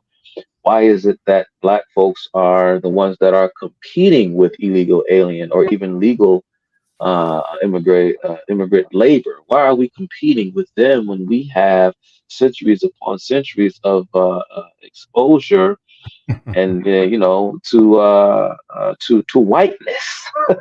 Why aren't we just like the whites, or whatever? Why is it that we're still competing with why are we filling up the ranks of low tech and these skills that don't require a high degree of specialization? What's our dang on problem? So there are all sorts of things, from the manipulation of the labor market. Blacks culturally have been allowed to just wallow in what my boy Blanch would say, decadence, destruction, and damnation. And so, there it is, man. Therein lies the problem. And I will just end on this, just maybe just this is kind of like a general thing, don't know exactly how it applies to the topic, but I just wanted to say, and David Hume, he was the other Scottish thinker that I was thinking about, that David Hume. Anyway, but we talk about cutting through the culture on this show when it comes to blacks, and Blanche and Chad and I, we've been told we don't care, or how dare we talk about black people like this. If we really cared, we would try to help them and we would try to do this and to do that. Well, here's the thing. We would have Umar Johnson on, and we would have Umar Johnson on and talk to him and whatnot. But what I think Chad is trying to do with his platform and with this show is to try and enhance and to strengthen the culture that is predicated upon the foundation that was laid down by God, because you aren't going to change the culture.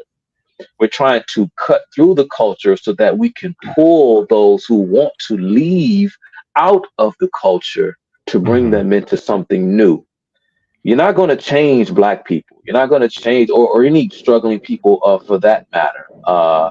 But we can, in fact, for those who want to work and for those who want to see a better way and to live a better way. It doesn't mean that I have all the answers and I'm nobody's leader and I don't want to be followed. But we are attempting to, because, I think, and Chad and you guys can agree with me on this or disagree, but, the world belongs to Satan, and this is his kingdom, and so we are waiting for our future with our Lord and Savior. So what we want to do is try and remove those from the culture and just let the culture sort of be what it is. So they built their own bed. That's all I got.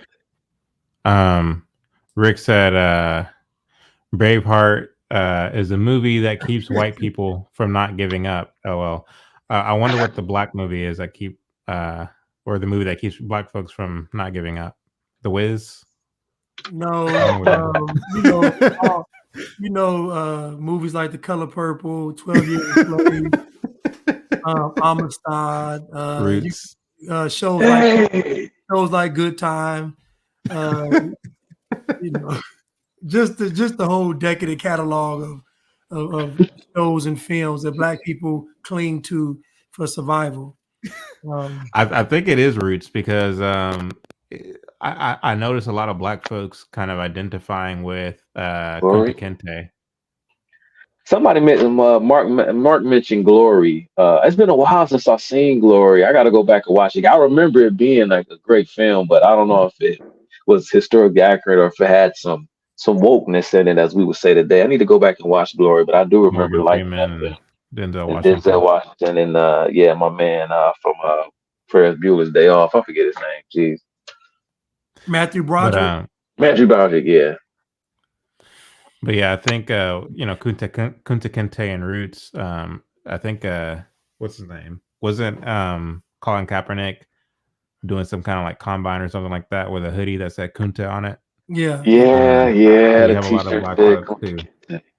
Yeah, like he's the epitome of the struggle and the black man's resilience and all this other nonsense. Go ahead, Blanch. I would say that if a man doesn't work, he doesn't eat.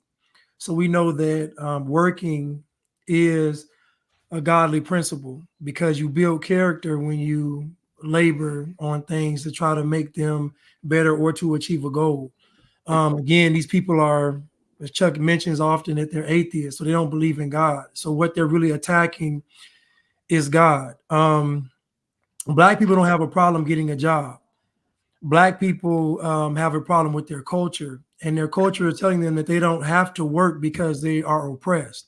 And so they need to be given certain concessions to offset the oppression that their ancestors went through. Not them actually going through it, but their ancestors going through it. But I still go back to if a man doesn't work, he doesn't eat. And back in the day, people took pride in their job. People took pride in the things they did. And now what somebody does is no longer associated with their character. So people are just taking jobs to make money versus in the past, that job represented who you actually were, and especially how you work the job. And I think even the Bible said we're supposed to work like we're working unto the Lord. We're doing these jobs anyway. But again, Black people can work and Black people do get jobs. It's just the end. What is the intent? At the end of the day, Black people don't want to work from a cultural standpoint. So that's why being an influencer is appealing. Being an athlete is appealing. Being an entertainer is appealing. All these things are appealing because it doesn't really require the things that I guess a normal job would take, like qualifications. These things are really based on someone else's assessment of you, not based on what you're actually doing, but how they feel you could fit into this certain niche. As it pertains to these immigrants, I just find it funny that the immigrants actually prepare themselves to be a part of the job market, which means they assess the job market being racist. They assess it being against them. They assess it having all these things, that will hinder them from going into it, yet they still prepare themselves to go into it. And even their parents or grandparents would demand that the children and grandchildren prepare themselves to be into the job market. I just find it crazy that Black people don't have that same mindset after being in this quote unquote racist system for over 400 years. Y'all still can't master the job market. We're not talking about you all taking over the country. We're talking about you all just mastering getting a job. That's a problem. So you're telling me that someone that doesn't even live in America can come over here and have an immediate impact in the marketplace, but you've been here for 400 years and had the skills to build the country, but you can't get a job today. I just call cap. And I just think that we got to be honest. We got to really, like Chuck said, talk about this culture. And really, that's what it is. It's the culture. It's the culture that's doing all this. It's not the actual people. It's them actually indulging in this culture. Right. I agree 100%. Blanch and Chuck didn't say anything that, well, they basically said everything. I don't really have any closing remarks or anything to follow up with as far as that's concerned. We next week, if you know, for those of you who will be joining us, we'll be discussing the question of why are the blacks so violent. So that's one that you don't want to miss. The blacks have been very violent since 2020, even, you know, before so, but more so in since 2020. So we'll be getting into that discussion, a little bit different opening montage than what you're used to seeing on this show. So I'm excited to get into that one. That one might be a part 2 or part 3 series. So until next time, love you all. God bless. See you next time.